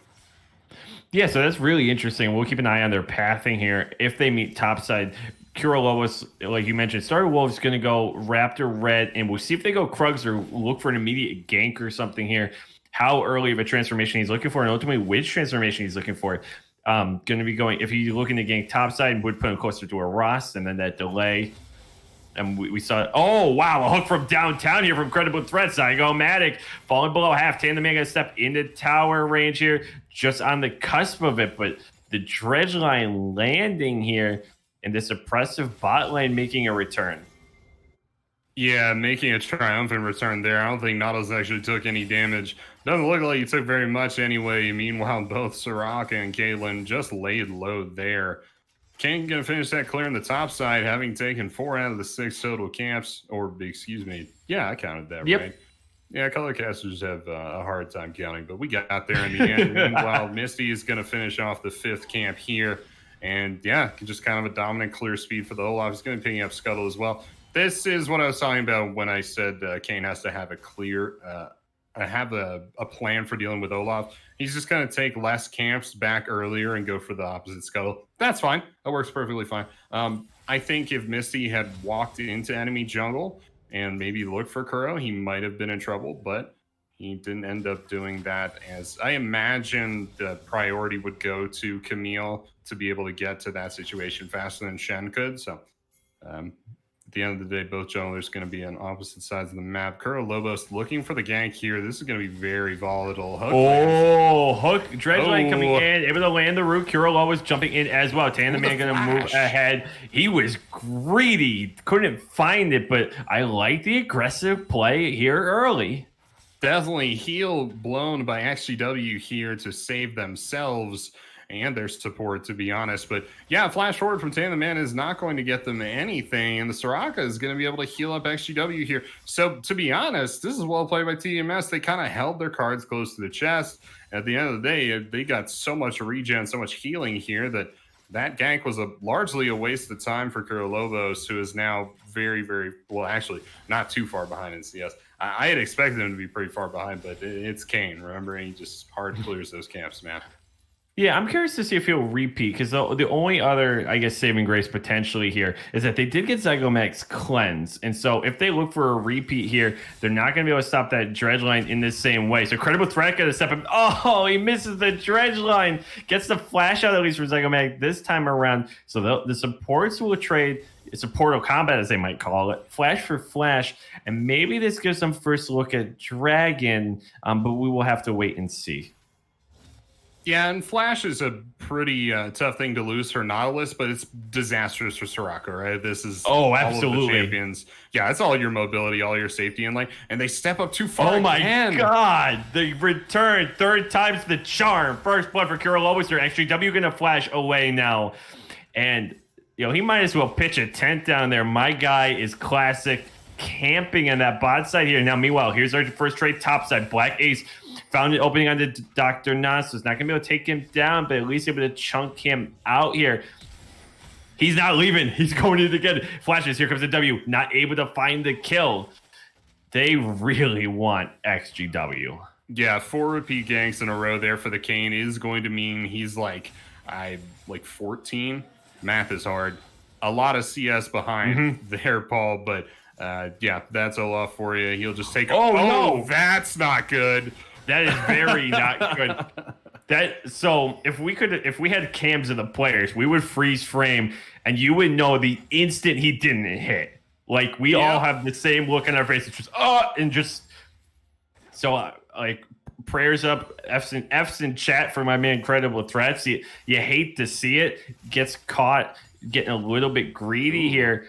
And now Missy and Kirillobos, for a second, I thought they were just going to handshake that. And I'm like, that's not going to last. Your Kirillobos are moving in, but able to get Kirillobos out if he wants to. He's just going to watch. So they will pick up Scuttle here and Dragon on the bot side.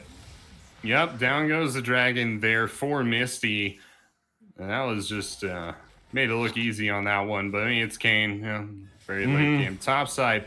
No real clear winner up in the top side yet. Things going pretty even. Both laners just kind of content to go back and forth. I think a lot of this is maybe Black Ace kind of remembering the couple trades that they were losing with Dr. Nasus. And Dr. Nasus remembering the Black Ace wasn't exactly huge in the late game after game 1. So no real reason to risk anything in the early game here in the top lane anyway.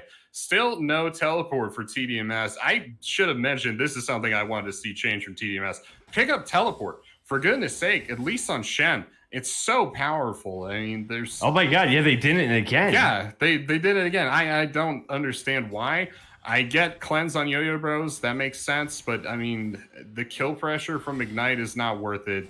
This is not a winning matchup for the Shen. So, I don't know. If you can get a couple solo kills out of this Camille, sure, fine. But it hasn't happened yet, and I'm going to need it to happen real soon here, Paul. And I want to see, as we see some trading here topside, I want to see something from this Olaf here. Credible Threat's going to step up. He's got no clue. Missy's just hanging out. Was waiting nearby here. Level 5 to level 6. No depth chart available here. Incredible Threats getting destroyed in the one-on-one. Moogle coming down, though, with his teleport. And that's not where he wants to be. 1v4 going to get deleted by Lifeform Disintegration Ray. Yeah, it's great rotation there from Yo-Yo Bros. Kind of mimicking what we saw from Moogle. But, yeah, this time Moogle's got Lissandra, and that just doesn't have the same skirmishing power as the Galio does at level 6. But unfortunate there for Moogle, just not able to get a good skirmish off. But TMS looking much better here in this early game than they did in game 1. Gold lead essentially even, but more of that gold is stacked where it needs to be for TMS, so they're doing well. Yeah, they've got themselves.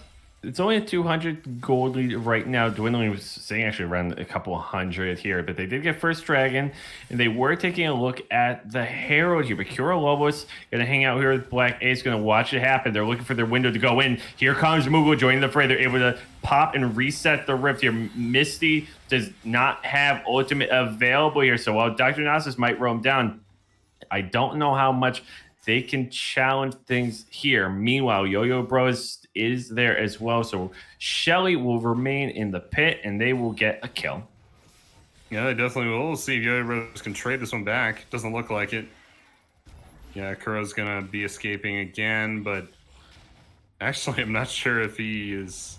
Yeah, he's going to get over the wall there, but after some time anyway, and now it is... Both teams just kind of in a lull state, farming up, trying to scale until that next dragon comes up. Taking a look at some of these item spikes. Nothing completed yet, as far as I can tell, but a lot of components coming through here for both sides. No boots for Black Ace, just the brown bags for Dr. Nasus.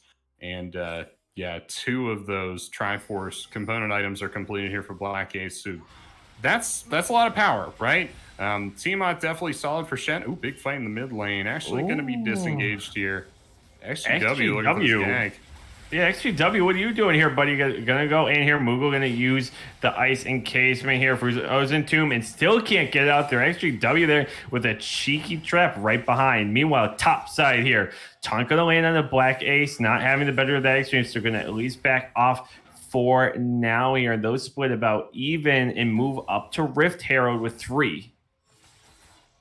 Yep, 3 on the Rift now. Misty wants that one. He's going to get it as well as Kane is on the bot side of the map. You have to pick up Rift Hero, boys. Fellas. Oh, fellas, no. Pick it up. Oh, if you don't just get it, I think it's going to despawn here. It's okay. Yep. Misty running back for it. Is he going to get there in time? Yeah, he got it. Whew, man. That was a little too close. I imagine he got all the way to the turret and was like, "Oh, I don't actually have the Rift Herald. I must have forgot it." But that's like gonna go wide. It's like a scene in like a bank robber movie. I thought you had the money. No, I thought you were getting the money here. Credible Threat's gonna move in, go for the Rue here. Rift Herald is summoned here, likely gonna take the tower, but Lobos finds a kill. Dr. Ness is stunned up. Immobilized under tower here. Umbro Trespass not gonna be able to find the kill. Ooh, GLP in bot lane. And again, so oh man, so here comes Moogle from the mid lane here, put in some pain here. See you, Dr. Gnosis. Now we've got 3-on-2 and the chase is on. XGW, obviously, really great kiting power, and Zygomatic here has a bunch of healing. So how much can they really do? They're going to wisely back off. And as much as it seems like the trades have been going in TDMS's favor, the gold lead now resides with Infinity Gaming. Yeah, it does, and only just, right? No huge gold lead for either side yet. Things basically even, but damn, man, looking to run down Yo-Yo Bros. I don't know if he can win that fight. Not at least once Yo-Yo Bros gets those cooldowns back. It's going to GLP on the Nautilus. Oh, that Q hitbox. Oh, that's the only time that Dredgeline hasn't had a big enough hitbox to land on a target, right? Like, I'm pretty sure, yeah. This is you just saw the one recorded time where the hitbox wasn't quite awkward and big enough there. But we'll see here. Misty pick up another dragon here, and really great start here from the Olaf. And like we've talked about, not going to fall off pretty hard in that late game here and taking advantage of that early game strength, picking up both. For sure there, Paul, and he's just going to keep hard clearing these camps once again. This time, this go around in game 2 for TDMS. Dragon Soul looking like a convincing win condition for him. It is going to be a Cloud Soul, which is pretty good for some of these members, all things considered. Things like Wish for Soraka and Ragnarok for Olaf are very, very... Oh, here we go. Trade the top lane. Yeah, Black Ace thought he had the advantage, but Dr. Nas is able to get enough shield back. Here goes Black Ace once again, but doesn't land the stun here, actually. We're seeing the rotation, though. You hear Kuro Lobos coming in, and we'll have to end up trading 1-for-1, so can't quite pull off the gank in time. But this Kane already has Manamune built and is 4-0-1. Yeah, got the Manamune. You've got the Tiamat as well. This is all you need for this Blue Cane build to really start just being a terror on Summoner's Rift. There's so much damage with that Tiamat. Mixed into the early combo with the Q. It's a lot of burst damage. You also get a lot of good clear out of it too.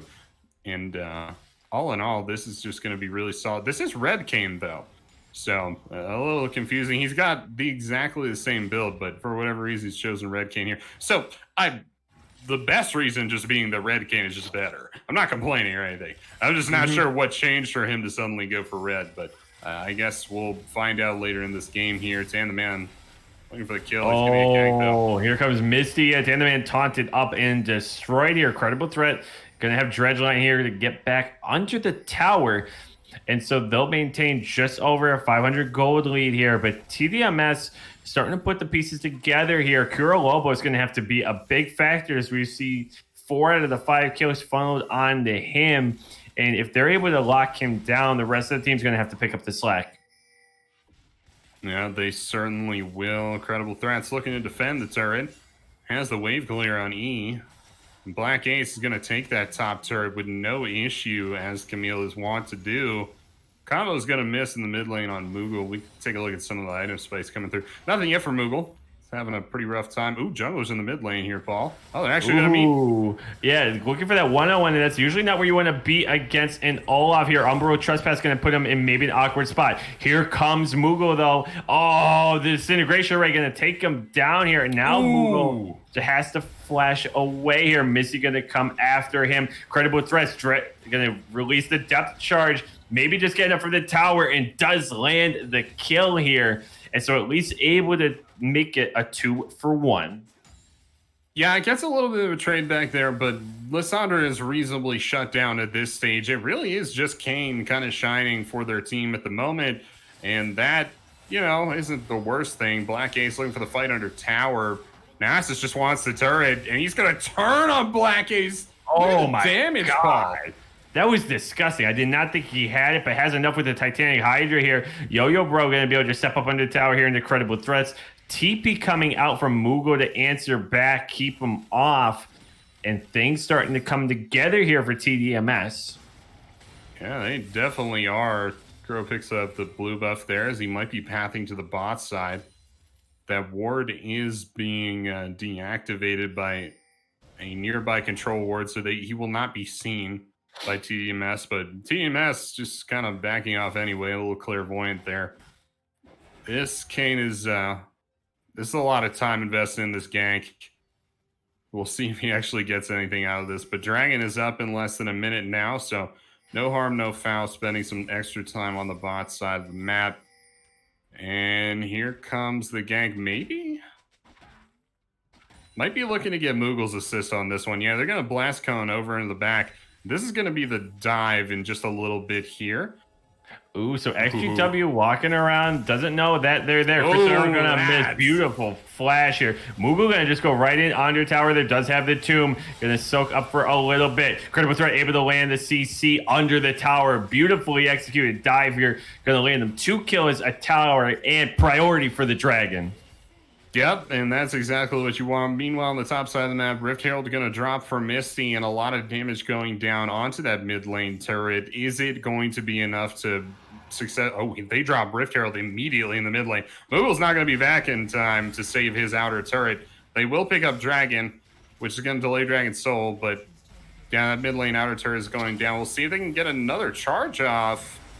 Oh, Kuroloba's going to go in with the Umbro Trespass. I don't quite know what Credible Threat was looking for it into the Zanyas, but Moogle there hanging out. Popped airborne and taken down. Misty still alive and well here. Here comes this integration ray. Kuroloba's going to be able to get out here. So they'll trade 1 for Dragon here, and I think they'll be content to walk away with nothing else lost. Yeah, they're walking away. They're delaying the enemy Dragon Soul, which is huge. I think Misty might have gotten a little carried away with the objective control going for the Rift Herald there. I think it probably should have been looking for something bot. I mean, keep in mind, they have Shen. Both top lane turrets are gone. I don't think Rift Herald is more important than getting the soul point here. I think everybody should have been pathing bot lane, trying to get bot priority. But they do trade something back for the Dragon. But like I said, you know, the win condition was Dragon Soul. I think they should have been bot side. Yeah, and I think to your point, so Olaf's going to start falling off a cliff here shortly, right? We're seeing Kurolobos really starting to come online. Probably you'll have this second item finish here in just a little bit. And so you start thinking, okay, so where, like, you're using Rift Herald, it got you the rest of that tower. You probably could have chunked it down anyway in a little bit. There's no plates up, there's no other gold, and nothing's really changing hands. And so as much as we were saying, oh, Kurolobos has a lot of the gold here has been funneled here. There has been prioritized onto this Olaf. He does have a bunch more than XGW. Is about even with top and mid. It's like he's not going to be the most relevant here in this late game. And so now we take a look at bot side, which we highlighted at the beginning. It's like, okay, Tan the man Incredible Threats had a great game last game. Can XGW answer? And at this point, he's starting to fall behind now. Yeah, he definitely is. You already mentioned Olaf falling off, but there's plenty of gold stacked on Vel'Koz too, and Vel'Koz is going to fall off as well. So TDMS not looking too great right now. There is still plenty of gold stacked on the Shen, which isn't going to fall off too hard. I don't know if Shen can carry this team, but He's definitely going to remain relevant further into the game. I need to start seeing something stacked on XGW, right? I mean, this is the big scaling factor for the Right? team. Yeah. The AD carry, you need to get something on this Caitlyn. And I mean, it's Caitlyn. Ooh, another Shannon Crystal Arrow going to miss here. Oh, Kuralov was coming in. Misty coming in from behind. Umbro Trespass going to save him under the tower here. Ultimate coming out from Soraka. Unstoppable here. Comes the Ragnarok here. Credible threats. Obviously can't lock him up. Too little, too late here. That healing from Soraka, they just have no answer for it here. Couldn't blow her up, and that's a double kill. Meanwhile, topside, Black Ace has to flash away here. It's Dr. Gnosis, and they just haven't found an answer here to Zygomatic and the extra healing. Yeah, and Stand United just came up as well, so there's no real way you could look for a 5v3 here. I mean, in any stages of the game. They're going to try and 2v1 Dr. NASA. I don't know if this is going to work here. They've got him under tower, taunted up. Kira Lobos just doesn't have enough damage here. Now here comes the answering dive. All 5 are topside, double kill here. And it looks like they're going to get top tower here, maybe a little bit more. Excuse me. As they're able to extend this to a 3K lead. Yeah, and it's starting to look like we might be going to game 3 here. Guardian proc there from Zygomatic and in the top lane. But yeah, game 3 looking like a possibility. We might even see TMS going for Baron. No, I'm not going to take that quite yet. That'd be a very early Baron for us. And yeah, the Hawk shot coming through as well, just dissuading any kind of attempt on the objective. But minute 30 left on Dragon. I think this is going to be a bigger objective, at least to my mind, for TDMS as they look for Soul Point. But yeah, I mean, we can look at some of the power spikes coming through here. Twin Shadows was completed for Yo-Yo Bros at some point. They also picked up Seeker's Arm Guard. I think they might have just stayed out an extended amount of time. I don't think he had Seeker's Arm Guard. Actually, you know, it's on cooldown, so he must have had it, but must have missed that one. And another item spike looking to be coming through from Caitlyn just a little bit as they're halfway towards the second item there.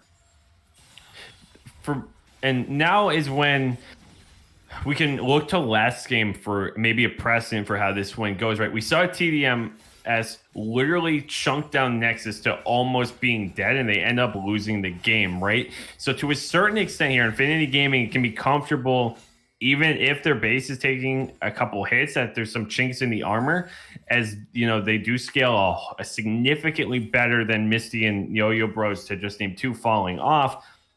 But they have to find a way to shut down Zygomatic first. So if they're able to land this dragon here and start to generate a little bit more, just a little bit more quickly here, this thing is far from over. But here comes Ace in the Hole and Ragnarok. And just like that, Tan the Man is destroyed in the jungle.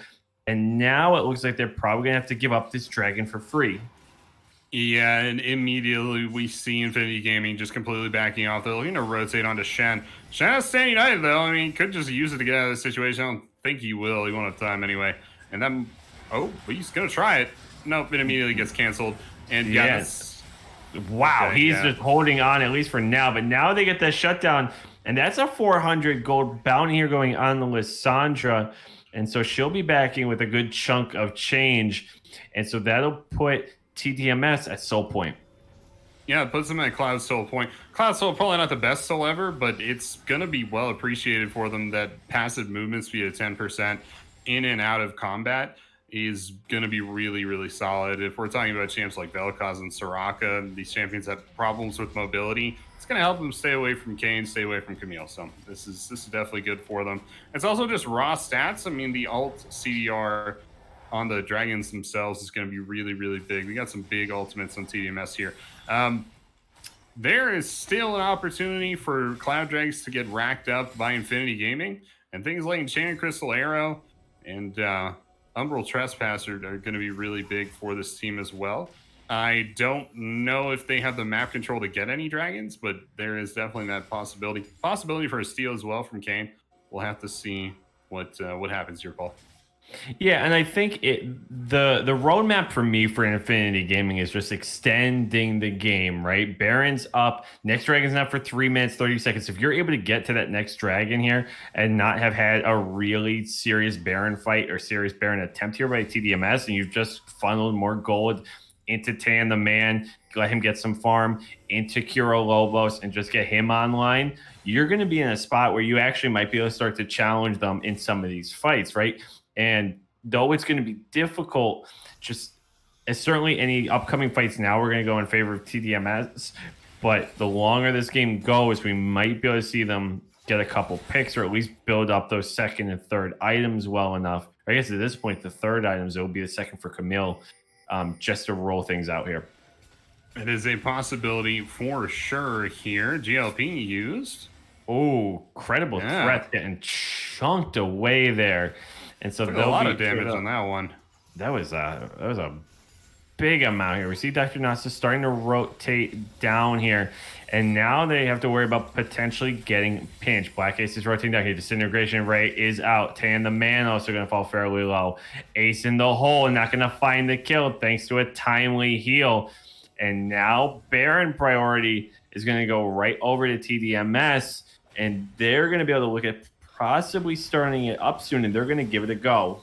Yep, they start up. It's going down plenty fast. Caitlyn doing tons of damage to this objective.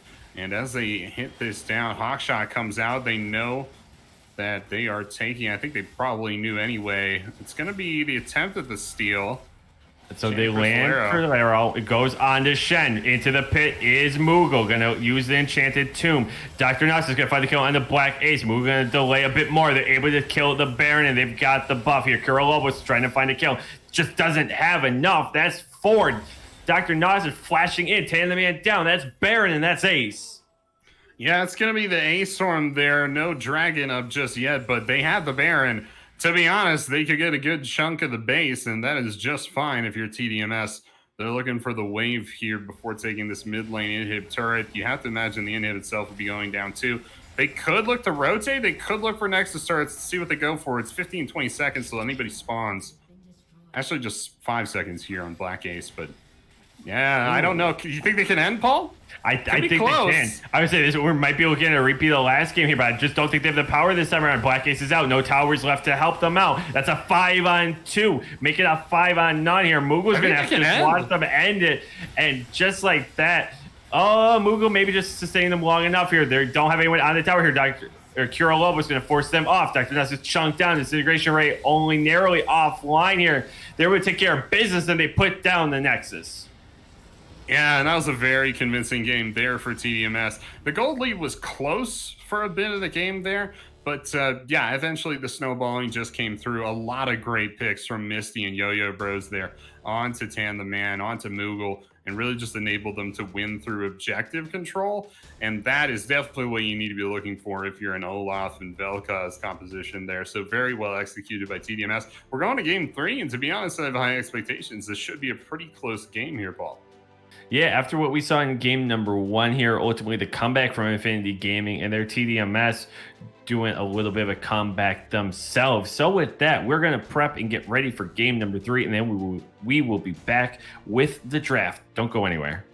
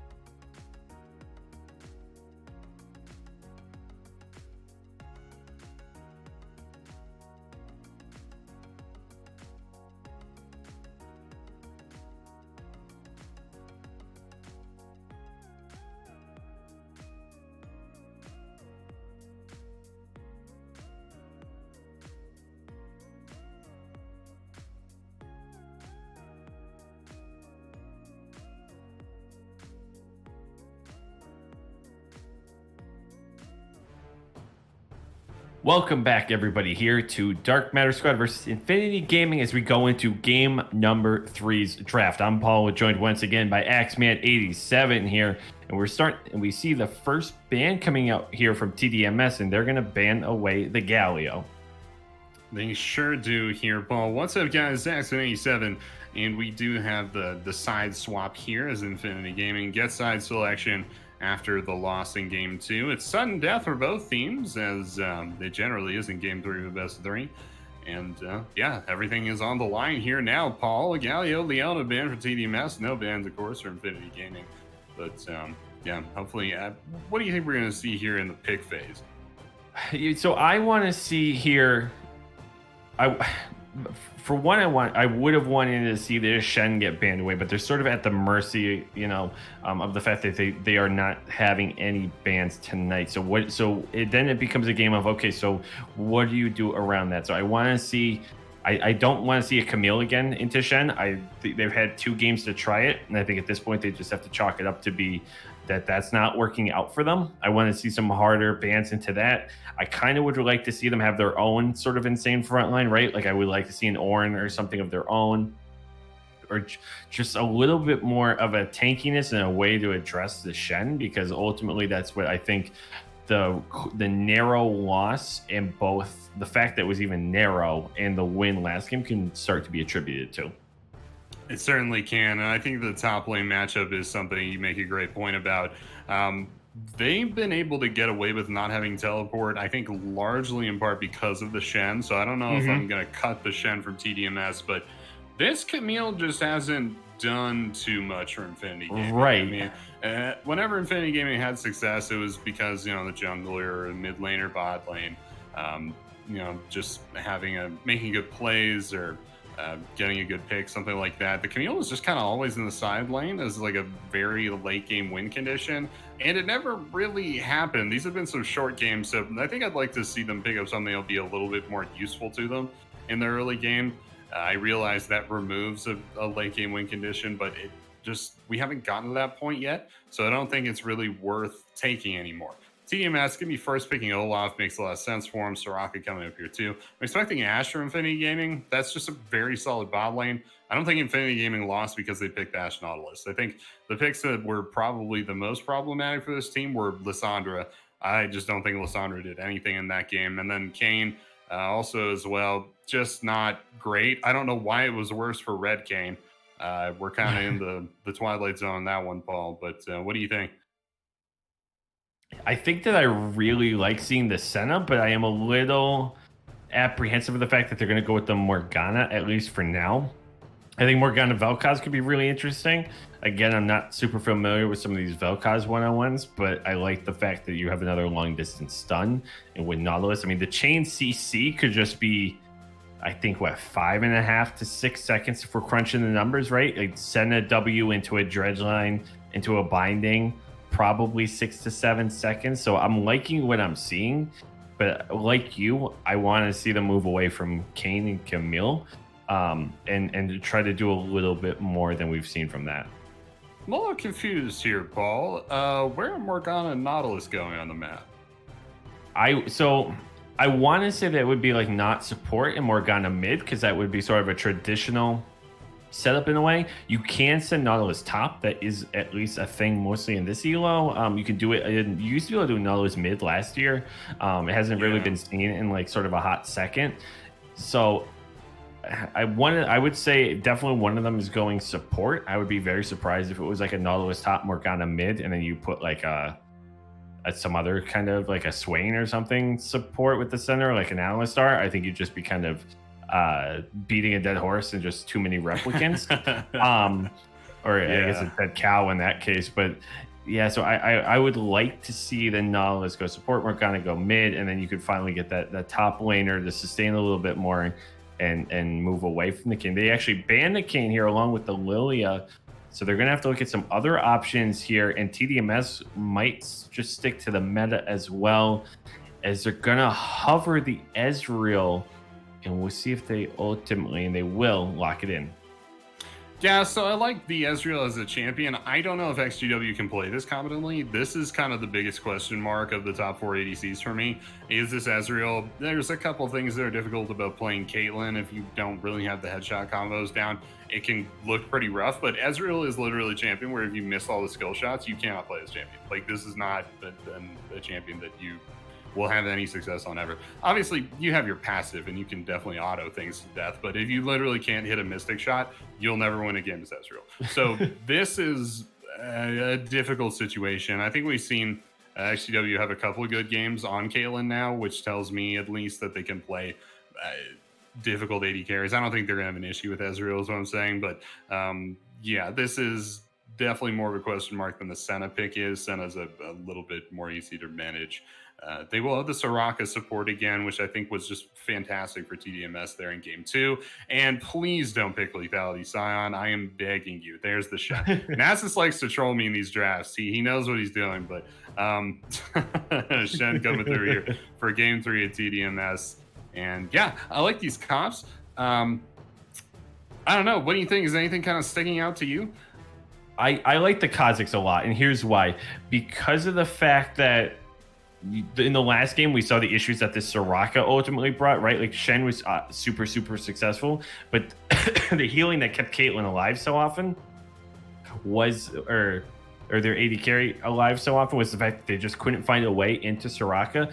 Bring out the Kazakhs. You still have that burst potential like the Kane had, but now you have it in a little bit of a different form where you're really just going to, like, they're doubling down and slicing through it here. We saw that a little more with Shadow Assassin. They said when they went Rost, it just didn't quite have the mobility. Now you're bringing that back and that blow up potential, and having a bruiser topside like an Urgot that can maybe keep this Shen in check might allow for this Kazakhs to roam a little bit heavier on the bottom side of the map and get a little bit more action. And that's ultimately, I think, what I want to see some of this hinge around. It's a great point here, Paul. We mentioned something we need to see a change in Infinity Gaming as a top laner. They've done that. They've done it with the Kane as well, even if they were kind of forced their hand a little bit.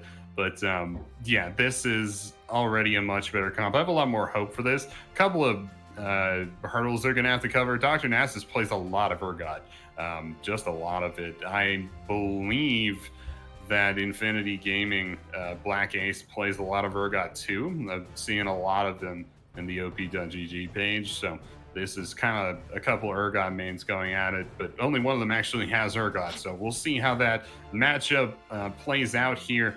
The mid laner, which presumably is Morgana, I'm not sure if we've made it that far in the actual draft. We're not even out of the ban phase yet. So I'm presuming Morgana is mid here. I think that makes the most sense. Maybe we see Nautilus, I don't know. But I don't know if I like this better than Lissandra, and I don't think anything's really going to come close to that Game 1 Galio performance. Just the skirmish potential, the run potential was so huge from the Galio. And, you know, I think Morgana is going to be mid. I feel like that's the most likely. If we look at this sort of lens of between Morgana and Nautilus, who has the best potential to just hard clear, wave clear, push the wave into enemy tower and roam, it's Nautilus. That's what Nautilus does. Morgana can't do that as well. So, and through that lens, Nautilus should be mid. Will they go for that? I don't know. I don't know the answer to that question. But if they're looking for a roaming style like they had with the Galio, like they had with the Lissandra, they should take the Nautilus mid here. But, you know, I don't know. I'm not... Yeah, no, they're hovering the Nautilus mid. I don't know if they're going to lock that in, and might just be trolled here. Yeah, Moogle's trolling me. I know, you can't troll Axeman. Axeman always knows. Come on. But yeah, and that'll be the Morgana up against Vel'Koz here. And I guess I didn't mention this. I mentioned the idea that Korolobos can really sit bot side in camp, but like, so we saw in that last game, and I think it might have set them back a little bit with that Quadra repeat gank on the bot side. Once you get Vel'Koz's flash out, he's a sitting duck. Like, there is absolutely nothing he can do to maneuver his way or dodge away from things. And so if you're able to stun him up with the Morgana and then just finish him off with Kazakhs, you're really going to neutralize him, especially for a character, right, that's going to use disintegration, right? He's like, it's a poor man's curtain call where he's standing still and you have free range on him. Kazakhs can just work his way in. And so I really like that they're doubling down on just bursting out some of these options here. The Vel'Koz and Soraka that gave them issue, they're just going to get rid of them.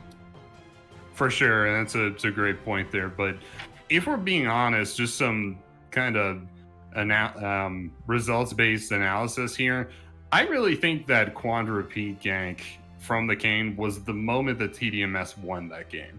Kane's spending so much time down the bot lane after being a huge power point in game one and getting essentially nothing for it set him so far behind that he just never recovered. Now, I don't think I would have said that as it was happening, because there was a lot of comeback mechanics that potentially Infinity Gaming could have taken advantage of. But now here, after game two, it definitely seems like the moment TDMS won that game. Yeah, you gave Olaf, Misty a chance to farm up for free and just get ahead early game, and I think that really shut him down early. I think you're hitting a really good point that you got like nothing for it. You spent 4 attempts, you kept them from farming, you kept them from ganking mid or top, and you didn't have a whole lot to show for it. And so now when we flip the script, do we see that out of this Kha'Zix, or do we see him maybe now they're just flat out able to do the job better and finish him the first time around? Definitely, and that's something that I do like a little bit more about the Kha'Zix pick. You already kind of mentioned the difference between the two. Kha'Zix having less gank avenues, not being able to like walk through walls. But what I do like about Kha'Zix is that, for better or worse, Kha'Zix ganks are much shorter than Kayn's. You don't have to run anybody down. You don't have to do anything. Either you burst them and kill them, or you don't and you're walking away. That's the extent of a Kha'Zix gank. He's got plenty of great targets to be able to do that onto.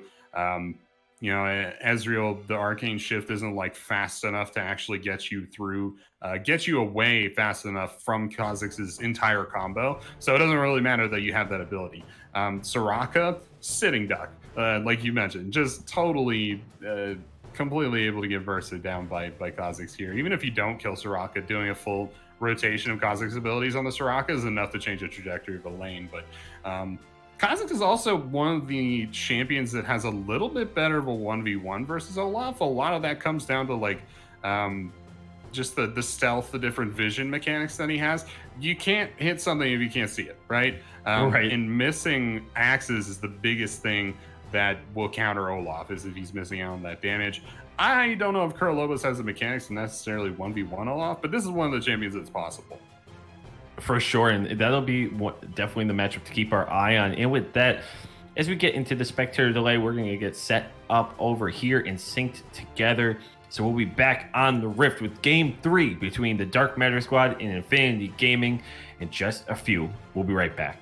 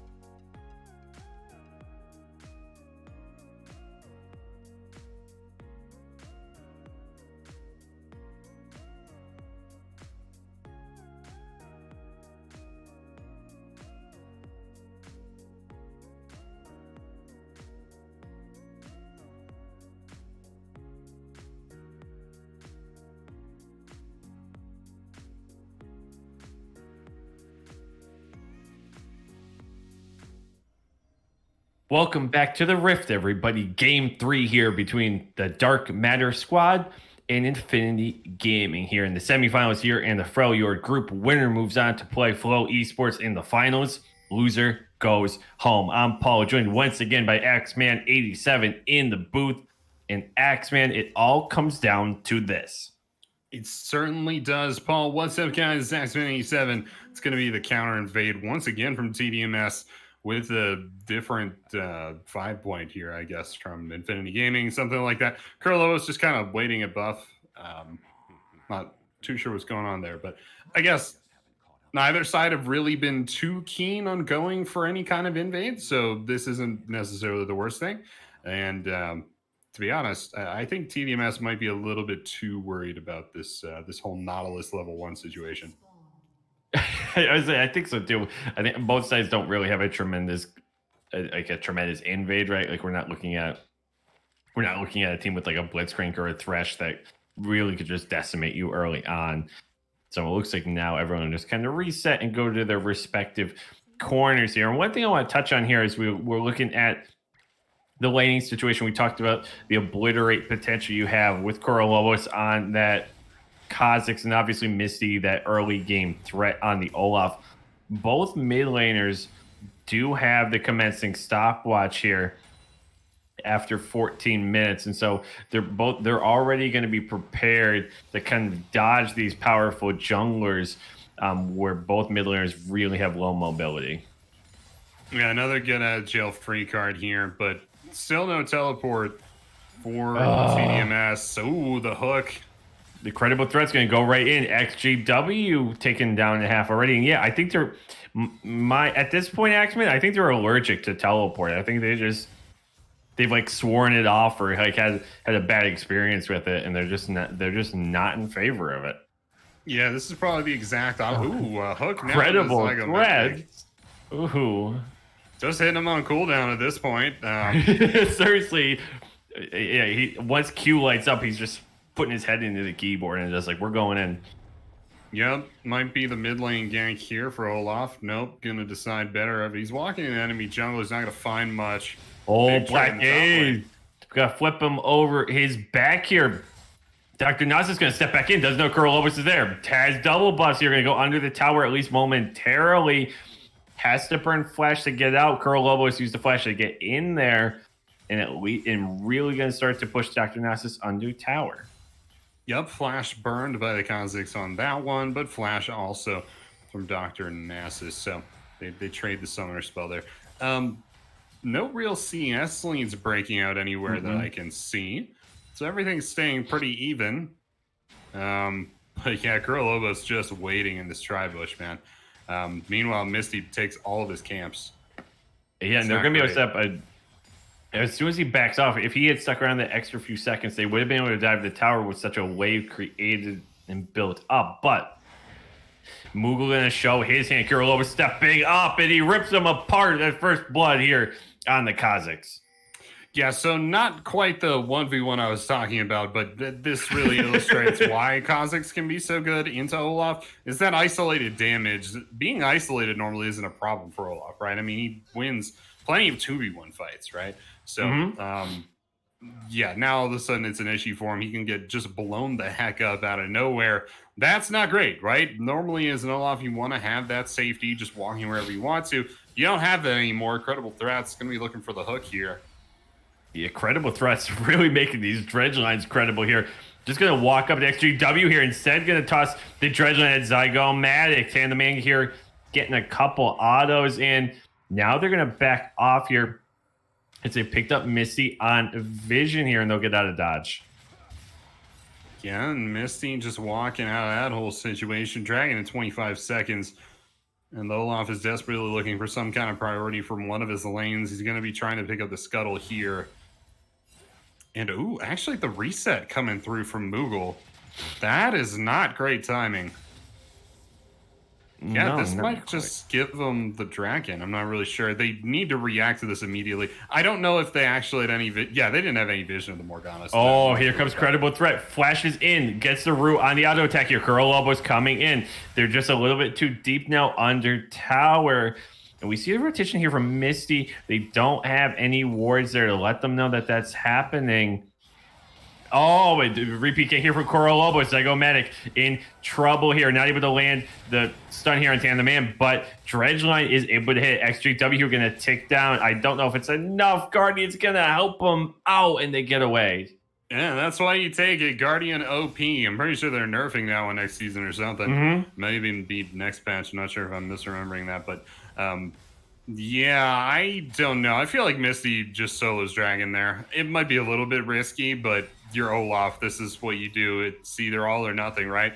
At this stage, it's going to be a lot more difficult, to pick up the Dragon, but also just it's going to force back that Dragon Soul win condition by a couple minutes. And it doesn't sound like much, but that's a couple extra minutes for the enemy team to scale. And it's not great when you're looking at a setup.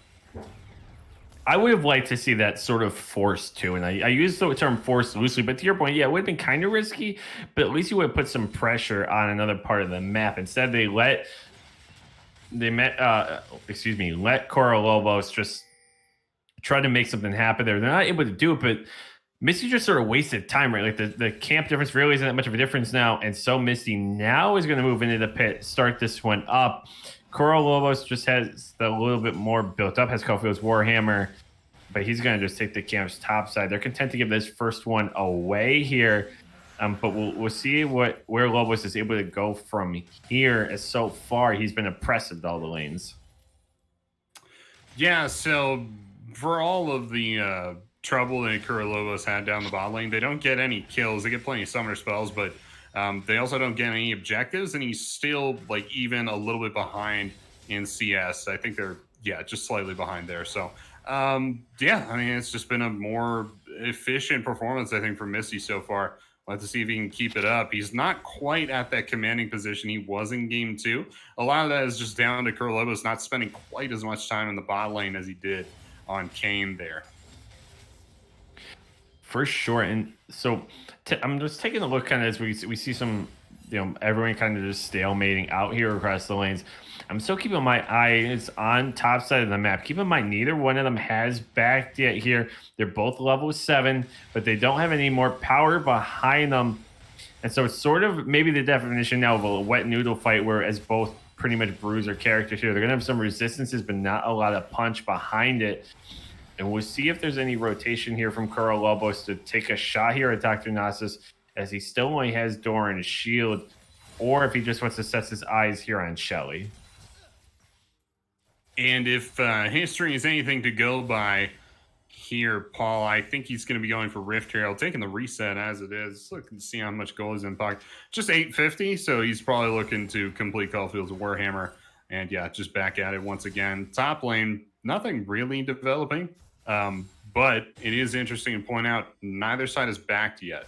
Both of them just sitting on those starting items. So I think it's mostly just Black Ace keeping up the pressure on a Dr. Nasus. Is like keeping both of them in line. Oh, I'm just saying, if he gets the flip off, this one's gonna be over for Dr. Nasus. Narrowly gets out though, and so he's just gonna have to back off. Black Ace gets the opportunity to push in, but here comes the potential answer from Misty, or at least the chance to gather some farm here himself, and now everyone will go back and reset. Yeah, this is pretty big for Misty, and really any jungler just picking up a wave like this feels pretty good. Gank in the bot lane. Oh yeah, Dr. Nasus is coming down here with the Stand United after the back here. Bramble Vest and Ninja Tabby's on him, so he's a beefy boy. Tin the Man, though, does have ultimate. Credible Threats does not, and though he used the Stand United, could not find anything off of it. Yep, couldn't quite find anything there. Misty still on the top side of the map, does not have the priority for Rift Herald at the moment, as Moogle is already running up in it. They're gonna look for the Olaf here. They're gonna find him too. Oh, he's on the red buff. Coral was coming in. They're able to take away the red buffing. They want more. Misty flashing over here. Airborne over the wall. And Tan the Man with the ultimate across the map. Taken down. Yeah, Donnie Shadow coming in super clutch there for Tan the Man, picking up that kill across the map. And that's going to get them a little bit close to the man immune. It's also going to allow Coral Lobos to start up this Rift Herald. This should go uncontested. It's just not enough bodies here for CDMS to be able to look for this. That said, Misty is beelining for the Rift Herald. He does not like losing these, Paul. No, and I mean, just quick, what a shot by Tan the Man here. So many times I see Senna's use their ultimates late or not nearly enough here for, as you know, it's a pretty long cooldown, but he's not afraid to use it here. Curl Lobo, so now going to find himself in a 2v2. Moogle with the root here. Here goes the not disintegration rate just yet. Curl Lobos here taking on Misty in the one-on-one. Here comes the Ragnarok. The ultimate comes out from Ezra. Not able to find anything. Disintegration rate just going to go into the wall. Very unfortunate for Yo Rose here. Black Ace now stepping up. Oh, he lands Fear Beyond Death here, and he gets some fleeing and stunned up here. And now here comes the rest of the offense here. Depth charge here onto Dr. Gnosis. This is a 4-on-1 here. They're just going to take their time, finish them off here. And Lobos actually goes down to the Ignite. There you go. Shen with the Ignite. That's all you take it, everybody. Pro tip. Yeah, pick up the Ignite. That's going to be your best bet. But Black Ace looking for this top turret. Urgot does so much turret damage. That's crazy. Yeah, I mean, the plating is still up, folks, and he's still just going at it like it was nothing. But he's going to get 3 plates easy. He might even go for 4 here as the next wave arrives. But in the mid lane, they can't go quite as fast. Morgana, not quite the same wave clear there. But it is CDMS setting up for Dragon, which in some ways is a bigger prize than the Rift Herald. Misty going to start it up immediately here, but this is a real risky, and he might just lose his life for this one. Yeah, Misty has had a rough start here, and it's not going to get any better for him here. 0-4, and they are abusing him in the early game now. They certainly are. And Yo-Yo Bros was trying to help there, but he just couldn't quite get there. Second dragon of the game goes down to Infinity Gaming, and there's just no response from TDMS's bot lane. There's no way they can respond, really. They're just too far behind at this point, but they're not even that far behind. It's just kind of, one side has priority, the other does not. And I think the biggest thing there is that if you're going to solo an objective, you have to have a control ward to drop on top of it. Even just like the scanner isn't good enough. I mean, you have to be able to drop the ward and just cancel all the vision out for the entirety of your solo, or it's just not going to work. But yeah, good look to get the vision down on the dragon there from Credible Threats. That's just a good look in general. And both AD carries. Depth charge coming out here after the dredge line here. XGW gonna use the ultimate here. True Shot Barrage comes out. Kha'Zix's lurking in the shadows here. Keep in mind, Black Ace does have TP and could join here at any point. And right now, and just to highlight really quickly, Black Ace has a almost a 2,000k gold lead here over Dr. Nasa. So they're shutting down Olaf early. They're shutting down Shen early and getting this Urgot ahead. And really now everything looking up Infinity Gaming to this point. Yeah, definitely. They're having a good showing thus far. GLP completed from Moogle, but GLP also completed in kind from Yo-Yo Bros. No Warrior Enchant yet from Misty, showing that they're a little bit far behind at this point. They're 0-4-0 is the score line on the Olaf. Pretty abysmal thus far. And this time it's going to be the top side gang from TDMS. Oh, Dr. Nuss is flashing out. Here comes the ultimate from Senna with the Dawning Shadow. Kuro Lobos here, able to move around for just a little bit, both falling low. Moogle hanging out here. It looks like between the 3 of them, they'll be able to get something off the top side of the map. Yeah, definitely. And I think Dr. Nuss is pretty lucky that Fear Beyond Death didn't get through to the execute threshold there. That would have been pretty bad, but as it stands, they get away with their lives. They do lose the outer top turret, though, and it's looking like the Rift Herald, too. Tan the Man going in 2v1. I don't know about all this. Yeah, and somehow he still sort of has a chance here. Tan the Man just hurting them tough here. Does have a whole bunch of healing left. Still has both biscuits, actually. Hasn't had to use anything, and just showing sort of how strong and how well played this game has been to this point. Yeah, definitely. If Ezreal just doesn't have any mana, then suddenly that range advantage goes to Senna pretty quick. But Kurlobos looking for the kill here. This isn't going to be great. Ooh, has to flash away. Meanwhile, though, we're seeing some more action. Stand United going to bring Dr. Nas's back. Curl Lobos, Speedy Boy going to be able to get out of there. Meanwhile, on the bot side of the map, they have the wave pushing in. Incredible Threat stepping up, and that's going to be a quick end after a heal here of XGW. Ooh. Just one turret shot away from trading back the kill on the Tandem Man, but this is going to be bot turret going down too. At least I'm pretty sure it will be anyway, and that is going to mark a huge advantage for Infinity Gaming here. They don't actually get the turret. They might get it on the next wave, though. Misty is coming down to stop them. I don't know if he's going to get there in time. We'll see. He doesn't really have anything, right? He only has Warrior. He only has regular boots, but there's not a ton he can do. And the other thing, too, as we take a look, it's a 6K gold lead. They still have Herald in the pocket. No place to be got. And now, of course, here, but with Dragon up in a minute 10 here, they can do some interesting plays, right, to kind of force Dragon or force some real damage here on some outer and inner turrets with the Herald.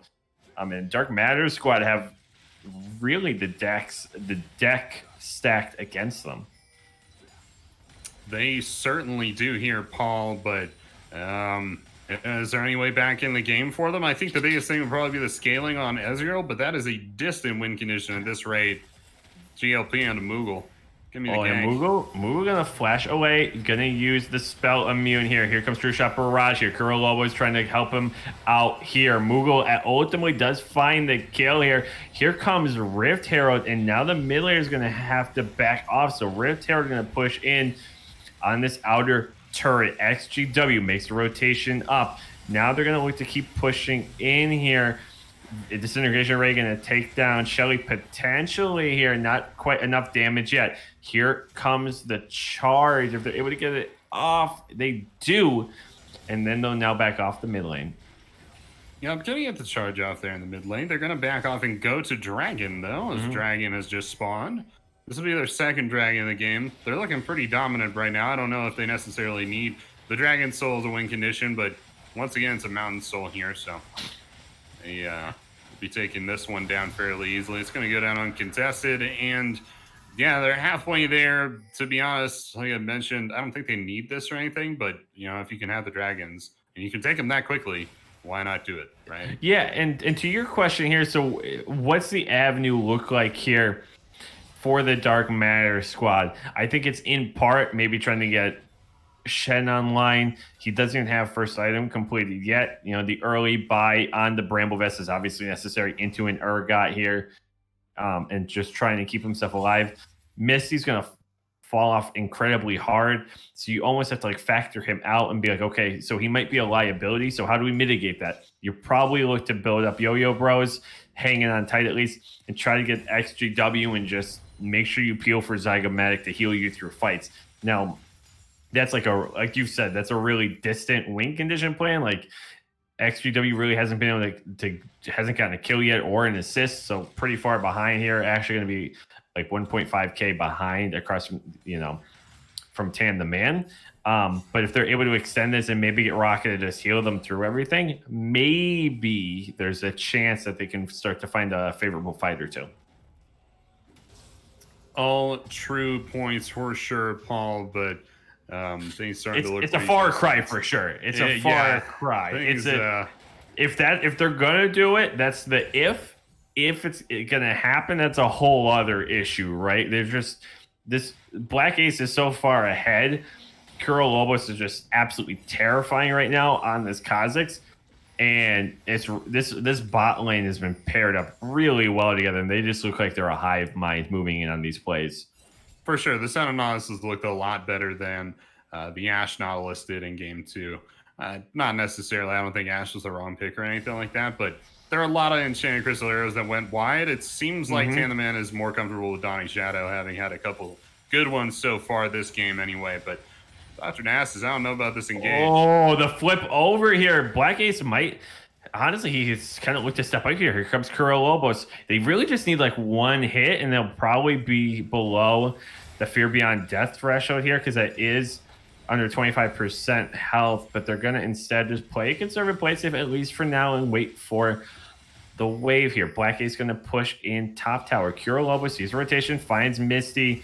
Going to force the one-on-one. True Shot Barrage going to chunk him down. Wish coming out already here.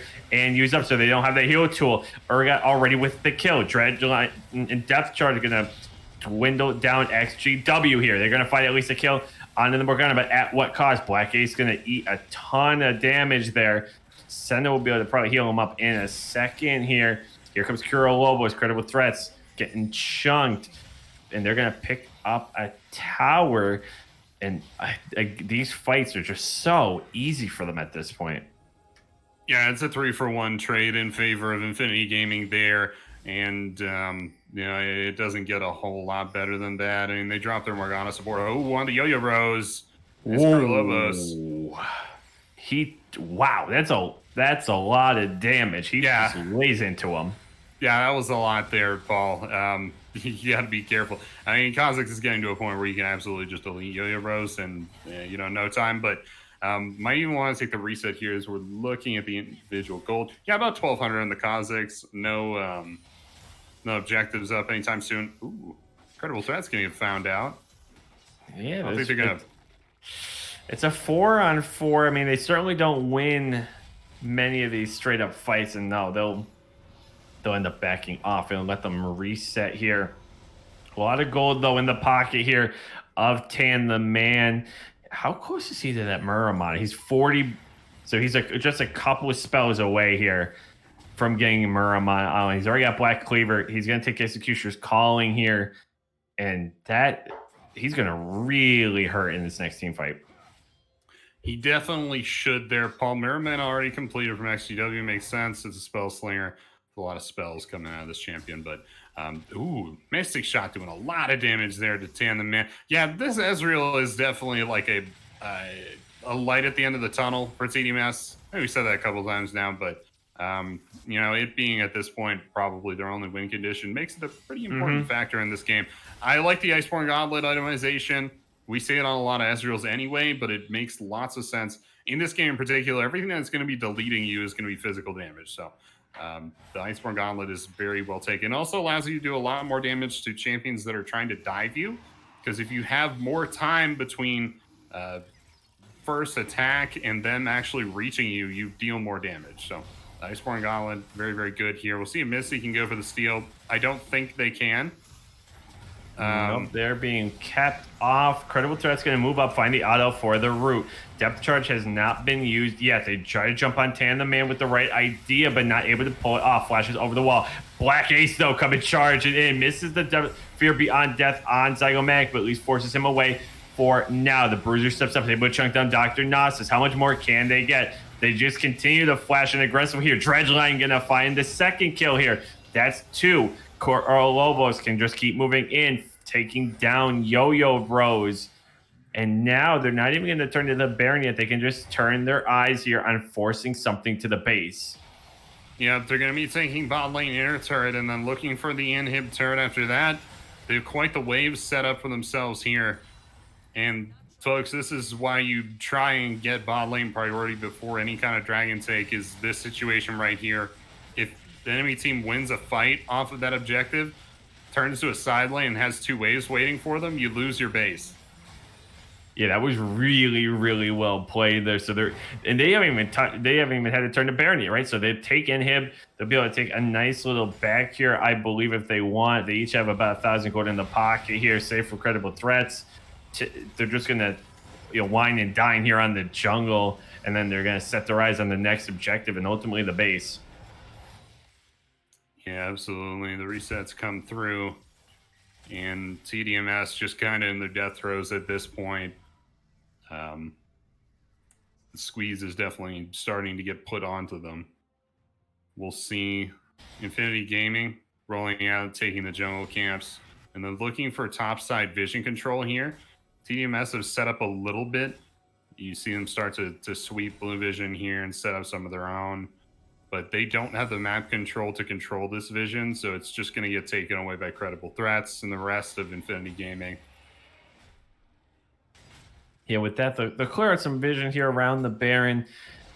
10K gold lead. They do have 2 Mountain Drakes, so a team that's already pretty beefy. Of course, a character like Black Ace building a traditional Urgot build of Black Cleaver into Death Stance here. Going to have a great sustain here, damage, and just overall health. they're going to be able to hold up in any fight for a pretty significant amount of time here, and combining that with the heals from Tan the Man, they're going to be pretty much impossible to take down unless they're just able to blow up one individual to start a fight here. So we're seeing them push in top and mid pretty much right now. Bot lane, sort of Dr. Gnosis has been sequestered down there to keep away the super minions here. And maybe we see some sort of engage coming up now, as both teams just kind of wait for position here. Infinity Gaming with such a lead, they can begin to put their foot down a little bit and force fights where they want. Yeah, they might want to look to put the fight down. They're incredibly dominant on Summoner's Rift right now. So, it's hard to imagine any kind of situation where DMS makes a comeback. But, yeah, you definitely want to end the game sooner rather than later, because more time equals more mistakes. Nobody's perfect. So, yeah, exactly. They want to look to shut it out here as quick as possible. I think they might just wait it out because they know they have Dragon Soul coming up. And that's going to increase their chances from, very good to... Okay, here we go. Oh, yeah, Curl Lobo's going to jump in here. Keep in mind here, Black Ace did go for a bit of a reset. He was able to finish that third item now. Frozen Mallet going to make him nigh impossible to kill potentially here. Plus, that slow just going to set up the rest of the team here to lay in damage here. And with that, they will push in the waves. And now they can force a fight at the Baron pit. And they're basically going to say, hey, Dark Matter Squad, if you want a chance to come back here, you're either going to have to meet us at the Baron or be waiting for us with a good fight in your base. Yeah, the Baron is going down. This is going to go down uncontested, I would say. Oh, Dark Binding on XGW. Moogle with the one-on-one here. Going to chunk him down right away here. Here's Misty, though. Disintegration Ray, but they can't even steal it. A beautiful smite there from Kira Lobos to put away the Baron. And now Kira Lobos is on the hunt. Misty's had a rough game here so far. Not quite the way he would have wanted things to go here. Fear Beyond Death, gonna whiff here. Maybe a little bit cheeky there from Black Ace to use that in the first place. But they've got waves throughout here. Dredgeline gonna move in here on Yo-Yo Bros here. Credible Threat can just step up on his own regardless. Does not have Disintegration Ray available. He used it to try to steal the Baron here. Zanya's gonna be used. Tan the Man finds the kill here with the Dawning Shadow. Now they can put light into this top tower here, 5v4, and probably take inhib, and they can really look at the Nexus here. There goes XGW. Black Ace stepping up here. Moogle does have the ultimate available as well if they want it. Here comes Kira Lobos on Dr. Gnosis. Rooted, gone, and now 5v2 here. They're going to set their eyes on the Nexus. They certainly will. I don't imagine they'll have too much trouble taking this either. Kira Lobos had a very dominant jungle performance. In fact, I don't think there was a member really of Infinity Gaming that wasn't dominant this game. Plenty of them were deathless. And with a 16-2 commanding victory in game number 3 here, we see Infinity Gaming move on to play Flow Esports in the Frejlord Group Finals. Yeah, I'm looking forward to that matchup as well. Flow is not exactly a pushover squad. It's a pretty good team. So it should be a good matchup here. This was a pretty good matchup as well. You could definitely see the cracks in the armor for Infinity Gaming. Not the perfect team to be sure, but we're in Frejlord Group, so it makes perfect sense to me anyway. But yeah, you could see that there were some issues with both sides, to be honest, but definitely some pretty strong points as well. Misty had a fantastic game too, as did Yo-Yo Bros. But yeah, I mean, most of this was just Kura Lobos having fantastic performances on various junglers, and Black Ace having a really solid game 3 here. Absolutely. And so with that, we say GG's to the Dark Matter Squad, and good luck to Infinity Gaming as they move on here to the next round. And so thank you everyone for tuning in tonight for tonight's broadcast. Axeman, any final thoughts here, or where we could find you on social media? Yeah, you can find me on Twitter at Axeman871. That's pretty much it for me. It's just the Twitter, but if you want to find me on Discord, you can certainly find me in the Discord channel. The link to our Discord is under the stream. You can find the link down there. Also, if you want to join the league, or if you have any casting experience or anything like that, definitely join the Discord as well and get checked in, and we'll see what you got. But yeah, that's all I got here, Paul. Fantastic. And if you would like to follow me on Twitter, you can find me on Twitter at PaulIec. That's PAWLIEC. And then if you want to find me, my YouTube or Twitch or anything else, you can check out my link tree as well. Thank you to Tori, as always, on the fantastic production. We love you, Tori. Thank you for all you do for us. Shout out to Yarcall for everything behind the scenes and everyone else here at Style Esports. Thank you again, and you can catch us back here tomorrow night with more action coming at you with the same crew. Thanks again, and have a good night.